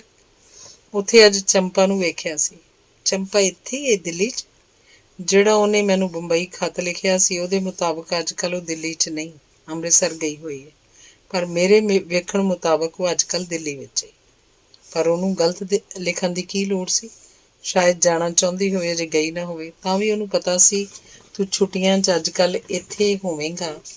ਉਹ ਪਤਾ ਦੇ ਸਕਦੀ ਸੀ। ਅੱਜ ਤੈਨੂੰ ਮਿਲੀ ਸੀ ਪਰ ਉਹਦਾ ਮਿਲਣਾ ਇਸ ਤਰ੍ਹਾਂ ਹੀ ਸੀ ਜਿਵੇਂ ਇੱਕ ਸੇਬ ਵਿੱਚੋਂ ਇੱਕ ਪਿਆਜ਼ ਦੀ ਬੂ ਆਉਂਦੀ ਹੋਵੇ। ਉਹ ਕਿਸੇ ਦੋਸਤ ਨਾਲ ਫਿਲਮ ਵੇਖਣ ਆਈ ਹੋਈ ਸੀ। ਸੁਮੇਰ, ਮੈਂ ਤੈਨੂੰ ਕੁਝ ਕਹਿਣਾ ਚਾਹੁੰਦੀ ਸੀ ਪਰ ਆਖਿਆ ਨਹੀਂ। ਕੀ? ਮੈਂ ਕਾਲਜ 'ਚ ਉਹਦੇ ਬਾਰੇ ਬੜੀਆਂ ਹੀ ਗੱਲਾਂ ਸੁਣੀਆਂ ਨੇ। ਉਹਦੇ ਦੋਸਤ ਸ਼ਾਇਦ ਬਹੁਤ ਸਾਰੇ ਲੋਕ ਨੇ। ਪਿਛਲੇ ਵਰ੍ਹੇ ਵਿੱਚ ਕੁਝ ਬੜਾ ਹੀ ਫਰਕ ਪੈ ਗਿਆ ਹੈ ਉਹਦੇ ਵਿੱਚ, ਆਪਣਾ ਆਊਟਲੁੱਕ ਹੈ ਜ਼ਿੰਦਗੀ ਵੱਲ। ਸੁਮੇਰ ਦੀਆਂ ਅੱਖਾਂ 'ਚ ਸਾਹਮਣੇ ਚੁੱਲ੍ਹੇ ਉੱਤੇ ਪਈ ਹੋਈ ਦਾਲ ਦੀ ਹਾਂਡੀ ਵਾਂਗ ਇੱਕ ਉਬਾਲ ਆਇਆ, ਪਰ ਹਾਂਡੀ ਨੂੰ ਆਪਣੇ ਉਬਾਲੇ ਤੋਂ ਝੱਕਣ ਦੀ ਲੋੜ ਨਹੀਂ ਸੀ। ਉਹ ਜੀਭ ਭਰ ਕੇ ਉਬਲ ਪਈ। ਪਰ ਸੁਮੇਰ ਨੇ ਅੱਖਾਂ ਪਰਾਂ ਕਰ ਲਈਆਂ ਤੇ ਆਪਣੇ ਉਬਾਲ ਨੂੰ ਜਰਨ ਵਾਸਤੇ ਚੇਤਨਾ ਕੋਲੋਂ ਪਰਾਂ ਚਲਾ ਗਿਆ। ਚੇਤਨਾ ਨੇ ਚਾਹ ਦਾ ਪਿਆਲਾ ਬਣਾਇਆ ਤੇ ਸੁਮੇਰ ਦੇ ਕਮਰੇ 'ਚ ਜਾ ਕੇ ਦੇ ਆਈ। ਇਸ ਵੇਲੇ ਸ਼ਾਮ ਦੇ 4-4:30 ਵਜੇ ਸਨ। ਚੇਤਨਾ ਨੇ ਰਾਤ ਦੀ ਰੋਟੀ ਦਾ ਗੁਜ਼ਾਰ ਕਰ ਲਿਆ ਸੀ ਤੇ ਹੁਣ ਉਹ ਵਿਹਲੀ ਸੀ। 5 ਵਜੇ ਉਹਨੇ ਆਪਣੇ ਵਾਸਤੇ ਤੇ ਇਕਬਾਲ ਵਾਸਤੇ ਅੱਖਾਂ ਦੇ ਇੱਕ ਡਾਕਟਰ ਕੋਲੋਂ ਵਕਤ ਲਿਆ ਸੀ। ਇਕਬਾਲ ਨੇ ਦੱਸਿਆ ਸੀ ਕਿ ਉਹਨੇ ਆਪਣੀਆਂ ਅੱਖਾਂ ਟੈਸਟ ਕਰਵਾਉਣੀਆਂ ਸਨ। ਚੇਤਨਾ ਨੂੰ ਵੀ ਪਿਛਲੇ ਕੁਝ ਦਿਨਾਂ ਤੋਂ ਪੜ੍ਹਨ ਲੱਗਿਆਂ ਸਿਰ ਦਰਦ ਹੋ ਜਾਂਦੀ ਸੀ। ਇਸ ਲਈ ਚੇਤਨਾ ਨੇ ਅੱਜ ਡਾਕਟਰ ਕੋਲੋਂ 5 ਵਜੇ ਦਾ ਵਕਤ ਲਿਆ ਸੀ। ਇਕਬਾਲ ਨੂੰ ਨਾਲ ਲੈ ਕੇ ਜਦੋਂ ਚੇਤਨਾ ਡਾਕਟਰ ਕੋਲ ਗਈ ਤਾਂ ਅੱਖਾਂ ਨੂੰ ਪਰਖਣ ਵਾਲੇ ਡਾਕਟਰ ਨੂੰ ਆਪਣੀਆਂ ਤੇ ਇਕਬਾਲ ਦੀਆਂ ਅੱਖਾਂ ਵਿਖਾਉਂਦਿਆਂ ਚੇਤਨਾ ਨੂੰ ਇਸ ਤਰ੍ਹਾਂ ਜਾਪਿਆ ਜਿਵੇਂ ਉਹ ਕਿਸੇ ਜੋਤਸ਼ੀ ਨੂੰ ਆਪਣਾ ਤੇ ਇਕਬਾਲ ਦਾ ਹੱਥ ਵਿਖਾ ਰਹੀ। ਇਕਬਾਲ ਸਾਹਿਬ, ਤੁਹਾਡੀ ਨੇੜੇ ਦੀ ਨਜ਼ਰ ਬਿਲਕੁਲ ਠੀਕ ਹੈ, ਡਾਕਟਰ ਨੇ ਦੱਸਿਆ। ਤੇ ਦੂਰ ਦੀ ਨਜ਼ਰ? ਕੋਲੋਂ ਚੇਤਨਾ ਨੇ ਪੁੱਛਿਆ। ਦੂਰ ਦੀ ਨਜ਼ਰ ਕਮਜ਼ੋਰ ਹੈ, ਡਾਕਟਰ ਨੇ ਦੱਸਿਆ। ਮੇਰਾ ਵੀ ਇਹੋ ਖਿਆਲ ਸੀ। ਚੇਤਨਾ ਹੱਸ ਪਈ ਤੇ ਫਿਰ ਡਾਕਟਰ ਨੂੰ ਪੁੱਛਣ ਲੱਗੀ, ਤੇ ਮੇਰੀ ਨਜ਼ਰ? ਤੁਹਾਡੀ ਨੇੜੇ ਦੀ ਨਜ਼ਰ ਕੁਝ ਕਮਜ਼ੋਰ ਹੈ, ਖਾਸ ਕਮਜ਼ੋਰ ਨਹੀਂ, ਐਵੇਂ ਜ਼ਰਾ ਕੁ, ਡਾਕਟਰ ਨੇ ਦੱਸਿਆ। ਤੇ ਦੂਰ ਦੀ ਨਜ਼ਰ? ਚੇਤਨਾ ਨੇ ਤਾਂਘ ਨਾਲ ਪੁੱਛਿਆ। ਦੂਰ ਦੀ ਨਜ਼ਰ ਬਿਲਕੁਲ ਠੀਕ ਹੈ, ਡਾਕਟਰ ਨੇ ਦੱਸਿਆ। ਮੇਰਾ ਵੀ ਇਹੋ ਹੀ ਖਿਆਲ ਸੀ। ਚੇਤਨਾ ਫਿਰ ਹੱਸ ਪਈ ਤੇ ਚੇਤਾਵਨੀ ਵਾਂਗ ਇਕਬਾਲ ਵੱਲ ਵੇਖ ਕੇ ਆਖਣ ਲੱਗੀ, ਸੁਣਿਆ ਇਕਬਾਲ, ਤੇਰੀ ਦੂਰ ਦੀ ਨਜ਼ਰ ਕਮਜ਼ੋਰ ਹੈ, ਪਰ ਮੇਰੀ ਦੂਰ ਦੀ ਨਜ਼ਰ ਬਿਲਕੁਲ ਠੀਕ ਹੈ। ਇਕਬਾਲ ਨੇ ਉਸ ਵੇਲੇ ਕੋਈ ਜਵਾਬ ਨਾ ਦਿੱਤਾ, ਪਰ ਡਾਕਟਰ ਕੋਲੋਂ ਵਾਪਸ ਆਉਂਦਿਆਂ ਰਾਹ 'ਚੋਂ ਚੇਤਨਾ ਨੂੰ ਆਖਣ ਲੱਗਾ, ਜੇ ਤੇਰਾ ਇਹ ਜੋਤਿਸ਼ ਪੁੱਠਾ ਪੈ ਗਿਆ ਤਾਂ ਫਿਰ? ਜੋ ਕੁਝ ਨਜ਼ਰ ਨਾਲ ਸਿੱਧਾ ਦਿਸਦਾ ਹੈ ਉਹ ਗੱਲਾਂ ਨਾਲ ਪੁੱਠਾ ਨਹੀਂ ਪੈ ਸਕਦਾ। ਚੇਤਨਾ ਨੇ ਇੱਕ ਦਾਅਵੇ ਨਾਲ ਆਖਿਆ ਤੇ ਕਹਿਣ ਲੱਗੀ, ਮੇਰੇ ਨਾਲ ਈਰਖਾ ਆ ਰਹੀ ਹੈ। ਈਰਖਾ? ਇਕਬਾਲ ਨੇ ਆਖਿਆ ਤੇ ਗੰਭੀਰ ਹੋ ਗਿਆ। ਰਤਾ ਕੁਝ ਚੁੱਪ ਹੋ ਕੇ ਫਿਰ ਆਖਣ ਲੱਗਾ, ਈਰਖਾ ਵਰਗੀ ਚੀਜ਼ ਆ ਸਕਦੀ ਤਾਂ ਚੰਗਾ ਸੀ, ਪਰ ਇਹਦੀ ਗੁੰਜਾਇਸ਼ ਕੋਈ ਨਹੀਂ। ਤੇਰੀ ਦੂਰ ਦੀ ਨਜ਼ਰ ਕਮਜ਼ੋਰ ਹੈ, ਮੇਰੀ ਬੜੀ ਠੀਕ ਹੈ। ਇਹ ਸੁਣ ਕੇ ਵੀ ਕੋਈ ਗੁੰਜਾਇਸ਼ ਨਹੀਂ? ਨਹੀਂ, ਸਿਰਫ ਨਹੀਂ ਆਖਣ ਨਾਲ ਨਹੀਂ ਚੱਲ ਜਾਏਗਾ। ਇਹ ਨਹੀਂ ਮੈਂ ਸਿਰਫ ਜ਼ਿੱਦ ਨਾਲ ਨਹੀਂ ਆਖ ਰਿਹਾ ਚੇਤੀ, ਕਿਸੇ ਗੱਲ ਨਾਲ ਆਖ ਰਿਹਾ। ਕਿਹੜੀ ਗੱਲ? ਜੇ ਗੱਲ ਨੂੰ ਇਸ ਤਰ੍ਹਾਂ ਸੌਖੀ ਤਰ੍ਹਾਂ ਹੀ ਦੱਸ ਦਿਆ ਤੇ ਫਿਰ ਤੂੰ ਆਪਣੀ ਦੂਰ ਦੀ ਨਜ਼ਰ ਨੂੰ ਅਜਮਾਏਂਗੀ ਕਿਸ ਤਰ੍ਹਾਂ? ਅੱਛਾ, ਰਹਿਣ ਦੀ ਗੱਲ ਨੂੰ। ਮੈਂ ਆਪਣੀ ਦੂਰ ਦੀ ਨਜ਼ਰ ਨੂੰ ਅਜ਼ਮਾਉਣਾ ਚਾਹੁੰਦੀ ਹਾਂ। ਚੇਤਨਾ ਨੇ ਵੰਗਾਰ ਵਰਗਾ ਕੁਝ ਸੁਣਿਆ, ਵੰਗਾਰ ਵਰਗਾ ਕੁਝ ਆਖਿਆ ਤੇ ਫਿਰ ਚੁੱਪ ਹੋ ਗਈ। ਇਕਬਾਲ ਤੇ ਚੇਤਨਾ ਜਦੋਂ ਡਾਕਟਰ ਕੋਲੋਂ ਵਾਪਸ ਆਏ ਤਾਂ ਇਕਬਾਲ ਸੁਮੇਰ ਨੂੰ ਮਿਲਣ ਵਾਸਤੇ ਚੇਤਨਾ ਦੇ ਨਾਲ ਉਹਦੇ ਘਰ ਆ ਗਿਆ। ਸੁਮੇਰ ਦੀ ਇੱਕ ਆਦਤ ਸਾਰਿਆਂ ਨੂੰ ਪਤਾ ਸੀ ਕਿ ਉਹ ਜਦੋਂ ਬਿਸਤਰੇ 'ਚ ਬੈਠ ਕੇ ਕੋਈ ਆਪਣੀ ਪਸੰਦ ਦੀ ਕਿਤਾਬ ਪੜ੍ਹ ਰਿਹਾ ਹੁੰਦਾ ਸੀ, ਚਾਹ ਦੀ ਇੱਕ ਕੇਤਲੀ ਬਣਵਾ ਕੇ ਕੋਲ ਮੇਜ਼ 'ਤੇ ਰੱਖ ਲੈਂਦਾ ਸੀ। ਥੋੜ੍ਹੀ ਥੋੜ੍ਹੀ ਦੇਰ ਪਿੱਛੋਂ ਪਿਆਲੇ 'ਚ ਕੁਝ ਚਾਹ ਪਾਉਂਦਾ ਸੀ, ਫਿਰ ਨਿੰਬੂ ਦੀਆਂ ਕੁਝ ਬੂੰਦਾਂ ਨਿਚੋੜਦਾ ਸੀ ਤੇ ਉਹਦੇ ਨਿੱਕੇ ਨਿੱਕੇ ਘੁੱਟ ਭਰਦਾ ਰਹਿੰਦਾ ਸੀ। ਅੱਜ ਵੀ ਜਦੋਂ ਇਕਬਾਲ ਤੇ ਚੇਤਨਾ ਸੁਮੇਰ ਦੇ ਕਮਰੇ 'ਚ ਆਏ, ਉਹ ਬਿਸਤਰੇ 'ਚ ਬੈਠ ਕੇ ਕੁਝ ਪੜ੍ਹਦਾ ਪਿਆ ਸੀ। ਕੋਲ ਚਾਹ ਦੀ ਕੇਤਲੀ, ਪਿਆਲਾ ਤੇ ਕੱਟਿਆ ਨਿੰਬੂ ਪਿਆ ਹੋਇਆ ਸੀ। ਚੇਤਨਾ ਨੇ ਰਸਤੇ 'ਚ ਇਕਬਾਲ ਨੂੰ ਸੁਮੇਰ ਬਾਰੇ ਕੁਝ ਨਹੀਂ ਸੀ ਆਖਿਆ। ਇਕਬਾਲ ਨੂੰ ਪਤਾ ਨਹੀਂ ਸੀ ਕਿ ਅੱਜ ਸੁਮੇਰ ਸ਼ਾਮ ਦਾ ਪਰੇਸ਼ਾਨ ਸੀ, ਇਸ ਲਈ ਉਹਨੇ ਹਮੇਸ਼ਾ ਵਾਂਗ ਸੁਮੇਰ ਦੀ ਭਾਵੁਕਤਾ ਉੱਤੇ ਚਿੜ ਕੇ ਸੁਮੇਰ ਨੂੰ ਆਖਿਆ, ਪਾਲ ਪਾਰਟਸ ਨੂੰ ਵੀ ਤੇਰੇ ਵਰਗਾ ਕੋਈ ਪਾਠਕ ਨਹੀਂ ਲੱਭਾ ਹੋਣਾ।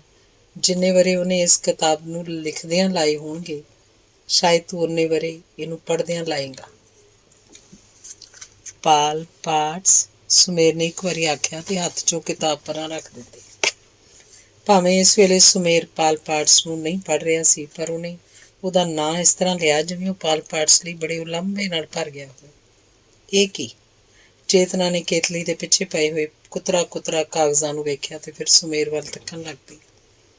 5-4 ਟੁਕੜਿਆਂ ਨੂੰ ਉਹਨੇ ਹੱਥ ਵਿੱਚ ਫੜਿਆ ਤੇ ਪਛਾਣ ਲਿਆ ਕਿ ਅੱਜ ਸੁਮੇਰ ਚੰਪਾ ਦੀਆਂ ਚਿੱਠੀਆਂ ਨੂੰ ਬਹਿ ਕੇ ਪੜ੍ਹਦਾ ਰਿਹਾ ਸੀ। ਸੁਮੇਰ, ਅੱਜ ਤੈਨੂੰ ਕੀ ਹੋ ਗਿਆ? ਚਾਹ ਪੀਏਂਗੀ? ਪੀਆਂਗੀ ਚਾਹ, ਇਕਬਾਲ ਵੀ ਪੀਏਗਾ, ਪਰ ਮੈਂ ਪੁੱਛਣੀ ਕੁਝ ਪਈਆਂ ਤੇ ਤੂੰ ਦੱਸਦਾ ਕੁਝ ਪਿਆ। ਮੈਂ ਠੀਕ ਦੱਸਦਾ ਪਿਆ। 2 ਪਿਆਲੇ ਲੈ ਆ, ਕੇਤਲੀ ਭਰੀ ਹੋਈ ਹੈ ਚਾਹ ਦੀ। ਚਾਹ ਦੁੱਧ ਵਾਲੀ ਪੀਣੀ ਹੈ ਕਿ ਨਿੰਬੂ ਵਾਲੀ? ਚੇਤਨਾ ਨੇ ਇਕਬਾਲ ਨੂੰ ਪੁੱਛਿਆ ਤੇ ਫਿਰ ਜਵਾਬ ਨੂੰ ਉਡੀਕੇ ਬਿਨਾਂ ਰਸੋਈ 'ਚੋਂ ਪਿਆਲੇ ਲੈਣ ਵਾਸਤੇ ਚਲੀ ਗਈ। ਪਿਆਲਿਆਂ ਦੇ ਨਾਲ ਉਹ ਕਟੋਰੀ 'ਚ ਥੋੜ੍ਹਾ ਜਿਹਾ ਦੁੱਧ ਵੀ ਲੈ ਆਈ। ਮੈਂ ਬਣਾ ਦੇਣਾ ਵਾ, ਸੁਮੇਰ ਨੇ ਆਖਿਆ ਤੇ ਕੇਤਲੀ 'ਚੋਂ ਚਾਹ ਪਾਣ ਲੱਗ ਪਿਆ। ਉਹਨੇ 3 ਪਿਆਲਿਆਂ 'ਚ ਚਾਹ ਪਾਈ, ਨਿੰਬੂ ਦੀਆਂ ਕੁਝ ਬੂੰਦਾਂ 3 ਪਿਆਲਿਆਂ 'ਚ ਨਿਚੋੜੀਆਂ ਤੇ ਇੱਕ ਪਿਆਲਾ ਇਕਬਾਲ ਨੂੰ ਫੜਾ ਦਿੱਤਾ। ਚੇਤਨਾ ਨੂੰ ਪਿਆਲਾ ਦੇਣ ਲੱਗਿਆ ਸੁਮੇਰ ਨੇ ਉਹਦੇ ਪਿਆਲੇ 'ਚ ਥੋੜ੍ਹਾ ਜਿਹਾ ਦੁੱਧ ਵੀ ਪਾ ਦਿੱਤਾ। ਇਹ ਕੀ ਕਰਨਾ ਪਿਆ ਸੁਮੇਰ? ਨਿੰਬੂ ਵਾਲੀ ਚਾਹ 'ਚ ਦੁੱਧ ਪਾਤਾ ਹੀ, ਚਾਹ ਫਟ ਗਈ ਹੈ। ਤੂੰ ਆਪੇ ਤੇ ਮੈਨੂੰ ਪੁੱਛਿਆ ਸੀ ਕਿ ਅੱਜ ਮੈਨੂੰ ਕੀ ਹੋਇਆ। ਤੇਰੀ ਗੱਲ ਦਾ ਜਵਾਬ ਦੇ ਰਿਹਾ। ਫਟੀ ਹੋਈ ਚਾਹ ਵਾਲਾ ਪਿਆਲਾ ਤੈਨੂੰ ਆਪ ਪੀਣਾ ਚਾਹੀਦਾ, ਮੈਨੂੰ ਕਿਉਂ ਦੇ ਰਿਹਾ? ਚੇਤਨਾ ਹੱਸਣ ਲੱਗ ਪਈ।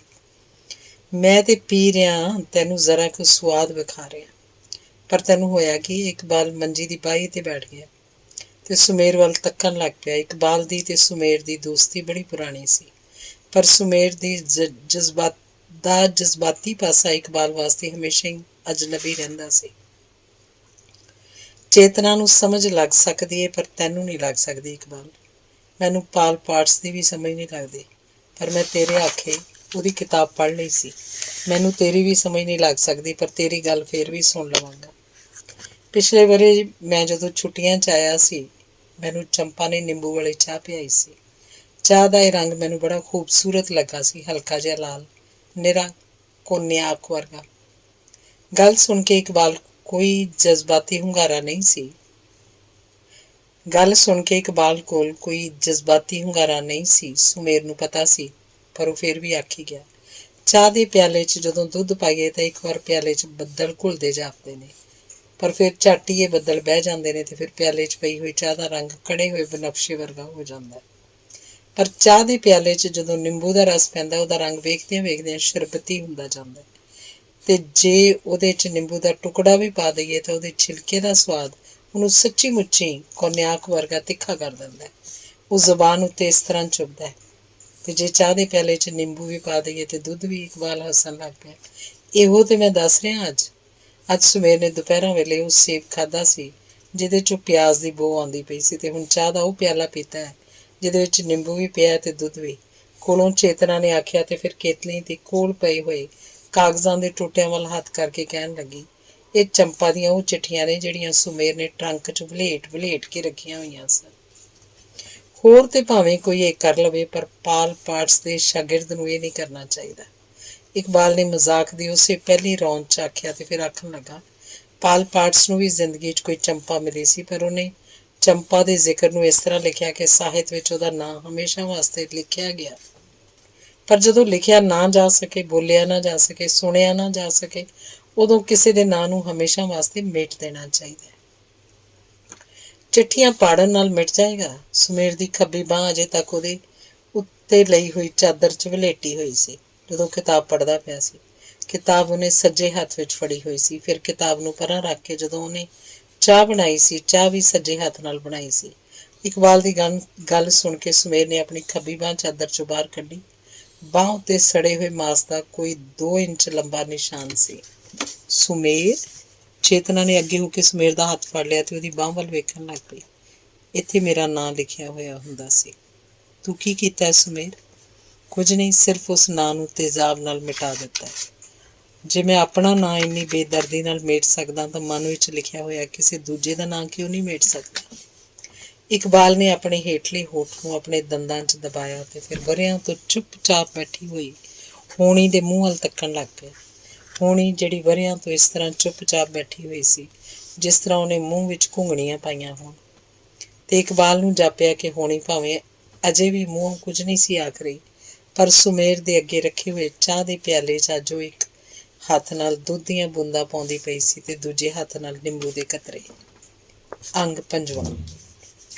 ਸੁਮੇਰ ਤੇ ਇਕਬਾਲ ਦੀਆਂ ਛੁੱਟੀਆਂ ਖਤਮ ਹੋਣ ਤੋਂ ਪਹਿਲਾਂ ਹੀ ਚੇਤਨਾ ਦੇ ਇਮਤਿਹਾਨਾਂ ਦਾ ਨਤੀਜਾ ਆ ਗਿਆ ਤੇ ਚੇਤਨਾ ਨੂੰ ਟੈਲੀਵਿਜ਼ਨ ਦੇ ਦਫ਼ਤਰ 'ਚ ਨੌਕਰੀ ਮਿਲ ਗਈ ਸੀ। ਛੁੱਟੀਆਂ ਖਤਮ ਹੋਣ ਤੇ ਸੁਮੇਰ ਜਦੋਂ ਵਾਪਸ ਜਾਣ ਲੱਗਾ ਤਾਂ ਉਹਨੂੰ ਇੱਕ ਅਜੀਬ ਤਰ੍ਹਾਂ ਦੀ ਸੁਤੰਤਰਤਾ ਮਹਿਸੂਸ ਹੋਈ। ਇਹ ਸੁਤੰਤਰਤਾ 2 ਤਰ੍ਹਾਂ ਦੀ ਸੀ। ਇੱਕ ਜਿਵੇਂ ਕਿਸੇ ਦਾ ਕੁਝ ਬਣ ਸੌਰ ਗਿਆ ਹੋਵੇ ਤੇ ਉਹਦੀ ਦੌਲਤ ਲੇਖੇ ਲੱਗ ਗਈ ਹੋਵੇ, ਤੇ ਇੱਕ ਜਿਵੇਂ ਕਿਸੇ ਦੇ ਹੱਥ ਪੱਲੇ ਵਿੱਚੋਂ ਉਹਦਾ ਸਭ ਕੀਮਤੀ ਕੁਝ ਗੁਆਚ ਗਿਆ ਹੋਵੇ ਤੇ ਹੁਣ ਉਹ ਕਿਸੇ ਵੀ ਰਾਖੀ ਦੀ ਲੋੜ ਤੋਂ ਸੁਰਖਰੂ ਹੋ ਕੇ ਗੂੜੀ ਨੀਂਦਰ ਸੌਂ ਸਕਦਾ ਹੋਵੇ। ਪਹਿਲੀ ਤਸੱਲੀ ਉਹਨੂੰ ਆਪਣੀ ਭੈਣ ਦੇ ਪਾਸ ਹੋਣ ਦੀ ਤੇ ਕੰਮ ਮਿਲਣ ਦੀ ਸੀ। ਦੂਜੀ ਤਸੱਲੀ ਉਹਨੂੰ ਚੰਪਾ ਦੇ ਜ਼ਿੰਦਗੀ ਵਿੱਚੋਂ ਗੁਆਚ ਜਾਣ ਦੀ ਸੀ। ਚੰਪਾ ਜੀ ਦੇ ਖਤਾਂ ਦੀ ਉਡੀਕ 'ਚ ਉਹ ਆਪਣੀ ਪੜ੍ਹਾਈ ਦੇ ਕਈ ਦਿਨ ਗੁਆ ਦਿੰਦਾ ਸੀ ਤੇ ਜਿਹਨੂੰ ਸੋਚਦਿਆਂ ਉਹ ਆਪਣੀਆਂ ਚੈਨ ਦੀਆਂ ਕਈ ਰਾਤਾਂ ਲੰਘਾ ਦਿੰਦਾ ਸੀ। ਤੇ ਛੁੱਟੀਆਂ ਖਤਮ ਹੋਣ ਤੇ ਇਕਬਾਲ ਜਦੋਂ ਵਾਪਸ ਜਾਣ ਲੱਗਾ ਤਾਂ ਉਹਨੂੰ ਇੱਕ ਅਜੀਬ ਤਰ੍ਹਾਂ ਦਾ ਬੰਧਨ ਮਹਿਸੂਸ ਹੋਇਆ। ਇਹ ਬੰਧਨ 2 ਤਰ੍ਹਾਂ ਦਾ ਸੀ। ਇੱਕ ਜਿਵੇਂ ਆਪੇ ਦੇ ਭਾਰ ਨੂੰ ਚੁੱਕ ਕੇ ਥੱਕੇ ਹੋਏ ਉਹਦੇ ਪੈਰ ਕਿਸੇ ਬੜੇ ਕੂਲੇ ਵਿਛਾਉਣੇ ਉੱਤੇ ਨਿੱਸਲ ਹੋ ਗਏ ਹੋਣ ਤੇ ਕੋਈ ਉਹਦੇ ਪੈਰਾਂ ਨੂੰ ਆਪਣੀਆਂ ਨਰਮ ਉਂਗਲਾਂ 'ਚ ਘੁੱਟਦਾ ਪਿਆ ਹੋਵੇ, ਤੇ ਦੂਜਾ ਨਿੱਸਲ ਹੋਏ ਪੈਰਾਂ ਦਾ ਉਹ ਤੌਖਲਾ ਸੀ ਜਿਹਦੇ ਨਾਲ ਇਕਬਾਲ ਨੂੰ ਜਾਪ ਰਿਹਾ ਸੀ ਕਿ ਜਿਹੜੇ ਔਖੇ ਰਾਹ ਦਾ ਉਹਨੇ ਪ੍ਰਣ ਧਾਰਿਆ ਸੀ, ਇਹਨਾਂ ਪੈਰਾਂ ਨੇ ਸ਼ਾਇਦ ਉਸ ਰਾਹ ਉੱਤੇ ਤੁਰਨ ਦੇ ਕਾਬਲ ਨਹੀਂ ਸੀ ਰਹਿਣਾ। ਚੇਤਨਾ ਜਦੋਂ ਕਾਲਜ 'ਚ ਪੜ੍ਹਦੀ ਸੀ ਉਹਦੀਆਂ ਤਰਕਾਲਾਂ ਵਿਹਲੀਆਂ ਹੁੰਦੀਆਂ ਸਨ। ਇਹ ਤਰਕਾਲਾਂ ਉਹ ਨੇਮ ਨਾਲ ਇਕਬਾਲ ਦੀ ਅੰਮਾਂ ਕੋਲ ਗੁਜ਼ਾਰਦੀ ਸੀ। ਬੂਟਿਆਂ ਨੂੰ ਪਾਣੀ ਦਿੰਦੀ ਸੀ, ਅੰਮਾਂ ਨੂੰ ਚਾਹ ਪਿਆਉਂਦੀ ਸੀ ਤੇ ਕਈ ਵਾਰ ਅੰਮਾਂ ਦੇ ਕੋਲ ਬਹਿ ਕੇ ਨਿੱਕੇ ਹੁੰਦੇ ਇਕਬਾਲ ਦੀਆਂ ਗੱਲਾਂ ਸੁਣਦੀ ਹੁੰਦੀ ਸੀ। ਪਰ ਹੁਣ ਜਦੋਂ ਦੀ ਚੇਤਨਾ ਨੂੰ ਨੌਕਰੀ ਮਿਲੀ ਸੀ, ਹਫ਼ਤੇ 'ਚ 2 ਤਰਕਾਲਾਂ ਉਹਨੂੰ ਆਪਣੇ ਦਫ਼ਤਰ ਗੁਜ਼ਾਰਨੀਆਂ ਪੈਂਦੀਆਂ ਸਨ, ਕਿਉਂਕਿ ਟੈਲੀਵਿਜ਼ਨ ਦਾ ਪ੍ਰੋਗਰਾਮ ਰਾਤ ਨੂੰ ਹਫ਼ਤੇ 'ਚ 2 ਵਾਰੀ ਹੁੰਦਾ ਸੀ ਤੇ ਹਫ਼ਤੇ ਦੇ ਬਾਕੀ 4 ਦਿਨ ਉਹਦੀਆਂ ਤਰਕਾਲਾਂ ਵਿਹਲੀਆਂ ਹੁੰਦੀਆਂ ਸਨ। ਹੁਣ ਉਹ 2 ਦਿਨ ਸਵੇਰੇ ਤੇ ਬਾਕੀ 5 ਦਿਨ ਤਰਕਾਲਾਂ ਨੂੰ ਅੰਮਾਂ ਦੀ ਹਾਜ਼ਰੀ ਭਰਦੀ ਸੀ। ਅੰਮਾਂ ਵਾਸਤੇ ਉਹ ਤੋਂ ਸੁਆਦਲੀ ਘੜੀ ਸ਼ਾਇਦ ਕੋਈ ਨਹੀਂ ਸੀ ਹੋ ਸਕਦੀ। ਜਦੋਂ ਆਪਣੇ ਇਕਬਾਲ ਦੀਆਂ ਗੱਲਾਂ ਕਰਦੀ ਹੋਵੇ, ਇਕਬਾਲ ਜਦੋਂ ਜੰਮਿਆ, ਇਕਬਾਲ ਜਦੋਂ ਵਰ੍ਹੇ ਦਾ ਹੋਇਆ, ਇਕਬਾਲ ਨੇ ਜਦੋਂ ਤੁਰਨਾ ਸਿੱਖਿਆ, ਇਕਬਾਲ ਜਦੋਂ ਸਕੂਲ ਜਾਣ ਲੱਗਾ, ਤੇ ਗੱਲਾਂ ਕਰਦਿਆਂ ਅੰਮਾਂ ਦਾ ਮੂੰਹ ਇੰਨਾ ਇਕਾਗਰ ਹੋ ਜਾਂਦਾ ਸੀ ਜਿਵੇਂ ਕਿਸੇ ਧਰਮ ਪੁਸਤਕ ਦਾ ਪਾਠ ਕਰ ਰਹੀ ਹੋਵੇ। ਚੇਤਨਾ ਨੇ ਕਦੇ ਕੋਈ ਪੂਜਾ ਪਾਠ ਨਹੀਂ ਸੀ ਕੀਤਾ। ਉਹਦੀ ਮਾਂ ਬੜੇ ਨਿੱਘੇ ਦਿਲ ਵਾਲੀ ਔਰਤ ਸੀ। ਆਪਣੇ ਕਿਸੇ ਨੇਮ ਨੂੰ ਉਹਨੇ ਚੇਤਨਾ ਉੱਤੇ ਜ਼ੋਰ ਹੀ ਨਹੀਂ ਸੀ ਲੱਦਿਆ। ਉਹ ਜੇ ਕੋਈ ਵਰਤ ਨੇਮ ਪਾਲਦੀ ਸੀ ਤਾਂ ਅਸਲੋਂ ਚੁੱਪਚਾਪ। ਤਾਂ ਵੀ ਚੇਤਨਾ ਨੇ ਕਦੇ ਵੇਲੇ ਕੁਵੇਲੇ ਜਾਂ ਕਿਸੇ ਦਿਨ ਦਿਹਾੜੇ ਆਪਣੀ ਮਾਂ ਦੇ ਬੁੱਲ੍ਹ ਫਰਕਦੇ ਸੁਣੇ ਸਨ, ਉਹਨੂੰ ਧਿਆਨ ਮਗਨ ਹੋਇਆ ਵੇਖਿਆ ਸੀ ਤੇ ਕਦੇ ਕਿਸੇ ਅਰੂਪ ਅੱਗੇ ਸਿਰ ਨਿਵਾਉਂਦਿਆਂ ਵੀ ਤੱਕਿਆ ਸੀ। ਪਰ ਉਹ ਹੈਰਾਨ ਸੀ ਕਿ ਉਹਨੇ ਇਕਬਾਲ ਦੀ ਅੰਮਾਂ ਨੂੰ ਕਦੇ ਕਿਸੇ ਤਰ੍ਹਾਂ ਵੀ ਨਹੀਂ ਸੀ ਤੱਕਿਆ। ਅੰਮਾ, ਤੂੰ ਪੂਜਾ ਇਬਾਦਤ ਚੋਰੀ ਕਰਨੀ ਹੈ? ਮੈਂ ਤੈਨੂੰ ਕਦੀ ਨਹੀਂ ਤੱਕਿਆ। ਇੱਕ ਦਿਨ ਚੇਤਨਾ ਨੇ ਅੰਮਾਂ ਨੂੰ ਪੁੱਛਿਆ, ਤੇਰੇ ਸਾਹਮਣੇ ਤਾਂ ਕਰਨੀ ਹੈ? ਰੋਜ਼ ਤੇਰੇ ਸਾਹਮਣੇ? ਮੇਰੇ ਸਾਹਮਣੇ? ਤੇਰੇ ਸਾਹਮਣੇ ਤੇ ਉਹ ਵੀ ਉੱਚੀ। ਨਹੀਂ ਅੰਮਾ, ਮੈਂ ਮਜ਼ਾਕ ਨਹੀਂ ਕਰਦੀ। ਮੈਂ ਕਦੋਂ ਮਜ਼ਾਕ ਕਰਨੀ ਆ? ਪਰ ਮੇਰਾ ਮਜ਼ਹਬ ਹੋਰ ਹੈ, ਤੇਰਾ ਮਜ਼ਹਬ? ਮੇਰਾ ਮਜ਼ਹਬ ਮੇਰਾ ਇਕਬਾਲ ਹੈ ਧੀਏ। ਮੇਰਾ ਬੇਟਾ ਇੰਝ ਸ਼ਾਇਦ ਕਿਸੇ ਨਾਲ ਨਹੀਂ ਹੁੰਦਾ, ਪਰ ਮੇਰੇ ਨਾਲ ਹੋਇਆ ਹੈ। ਮੈਂ ਪਹਿਲੋਂ ਆਪਣੀ ਕੁੱਖ ਵਿੱਚੋਂ ਆਪਣੇ ਮਜ਼ਹਬ ਨੂੰ ਜੰਮਿਆ, ਫਿਰ ਆਪਣੇ ਹੱਥਾਂ 'ਚ ਆਪਣੇ ਮਜ਼ਹਬ ਨੂੰ ਪਾਲਿਆ, ਫਿਰ ਆਪਣੇ ਨਿੱਕੇ ਜਿਹੇ ਮਜ਼ਹਬ ਦੀ ਪੂਜਾ ਕਰਨ ਲੱਗ ਪਈ।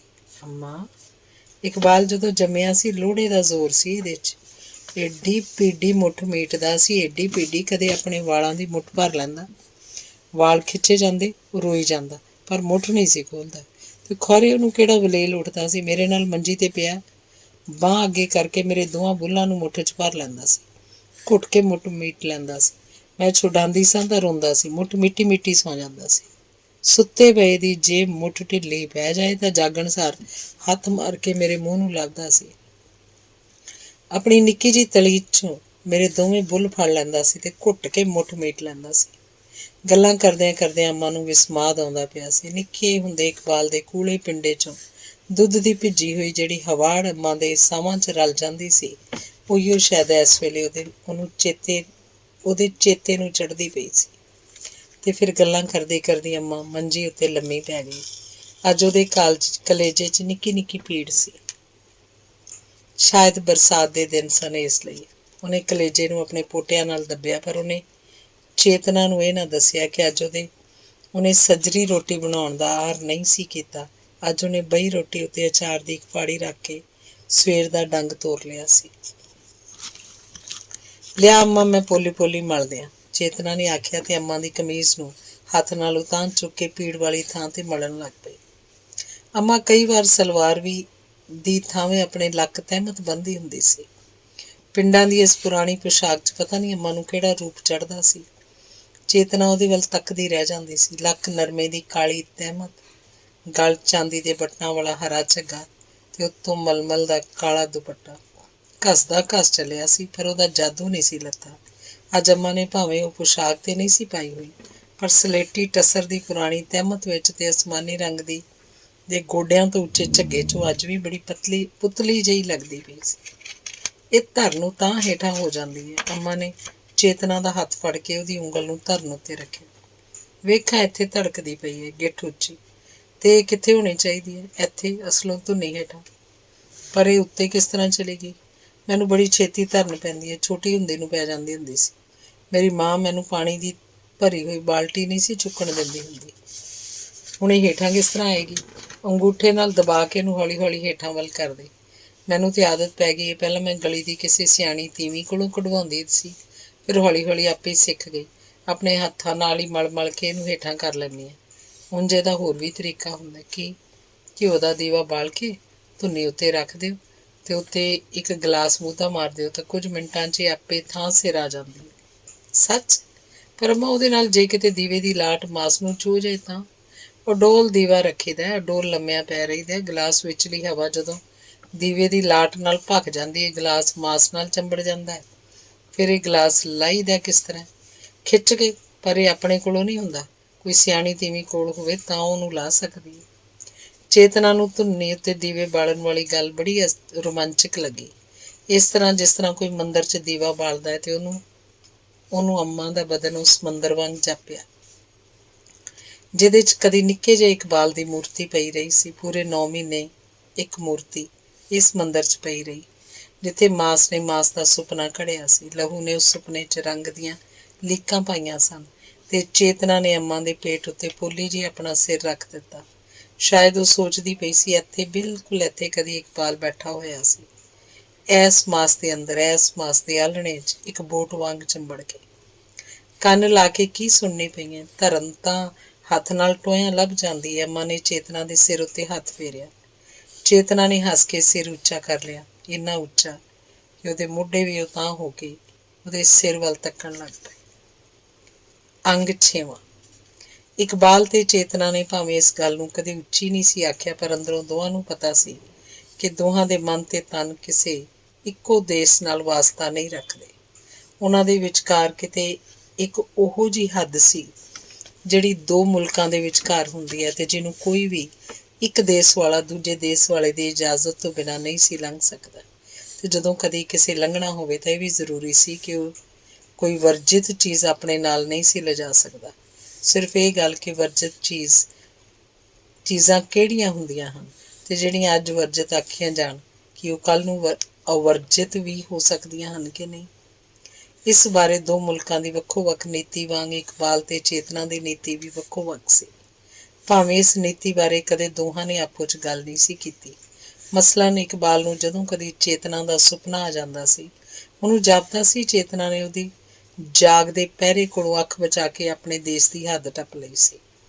ਤੇ ਜੇ ਕਿਤੇ ਸੁਪਨੇ ਵਿੱਚ ਚੇਤਨਾ ਦੇ ਹੋਠਾਂ ਉੱਤੇ ਕੋਈ ਹਰਫ ਹੁੰਦਾ ਜਾਂ ਇੱਕ ਮੁਸਕਰਾਹਟ ਤਾਂ ਇਕਬਾਲ ਨੂੰ ਜਾਪਦਾ ਕਿ ਇਹ ਆਵਾਜ਼ ਜਾਂ ਇਹ ਮੁਸਕਰਾਹਟ ਸਮਗਲ ਕੀਤੀ ਹੋਈ ਚੀਜ਼ ਵਾਂਗੂ ਆਪਣੇ ਨਾਲ ਲੈ ਆਈ ਸੀ। ਤੇ ਚੇਤਨਾ ਨੂੰ ਜਦੋਂ ਕਦੀ ਸੁਪਨੇ 'ਚ ਇਕਬਾਲ ਦਾ ਮੂੰਹ ਦਿਸਦਾ, ਚੇਤਨਾ ਨੂੰ ਇਹ ਜ਼ਰੂਰ ਜਾਪਦਾ ਕਿ ਇਕਬਾਲ ਆਪਣੇ ਦੇਸ਼ ਦੀ ਹੱਦ ਟੱਪ ਕੇ ਉਹਦੇ ਦੇਸ਼ 'ਚ ਆਇਆ ਸੀ। ਪਰ ਉਹਨੂੰ ਉਹ ਕਸੂਰਵਾਰ ਨਹੀਂ ਸੀ ਜਾਪਦਾ, ਆਪਣੇ ਦੇਸ਼ ਦਾ ਮਹਿਮਾਨ ਜਾਪਦਾ ਸੀ, ਜਿਹਦੀ ਖਾਤਰਦਾਰੀ ਵਾਸਤੇ ਉਹਨੂੰ ਉਚੇਚ ਕਰਨਾ ਚਾਹੀਦਾ ਸੀ। ਤੇ ਜੇ ਸੁਪਨੇ ਵਿੱਚ ਇਕਬਾਲ ਕੋਈ ਉਹਦੇ ਨਾਲ ਗੱਲ ਕਰਦਾ ਤਾਂ ਚੇਤਨਾ ਨੂੰ ਉਹ ਗੱਲ ਸਮਗਲ ਕੀਤੀ ਹੋਈ ਚੀਜ਼ ਵਾਂਗ ਨਹੀਂ ਸੀ ਜਾਪਦੀ, ਸਗੋਂ ਬਗਾਨੇ ਦੇਸੋਂ ਆਈ ਇੱਕ ਸੌਗਾਤ ਵਾਂਗ ਜਾਪਦੀ ਸੀ, ਜਿਹਨੂੰ ਉਹ ਸਾਂਭ ਕੇ ਤੇ ਸਜਾ ਕੇ ਆਪਣੇ ਦੇਸ਼ 'ਚ ਰੱਖਦੀ ਸੀ। ਪਿਛਲੀ ਵਾਰ ਜਦੋਂ ਇਕਬਾਲ ਦਿੱਲੀੋਂ ਜਾਣ ਲੱਗਾ ਸੀ, ਚੇਤਨਾ ਨੇ ਗੱਡੀ ਚੜ੍ਹਦੇ ਇਕਬਾਲ ਦੀ ਸੀਟ ਉੱਤੇ ਕੁਝ ਫੁੱਲ ਰੱਖ ਦਿੱਤੇ ਸਨ।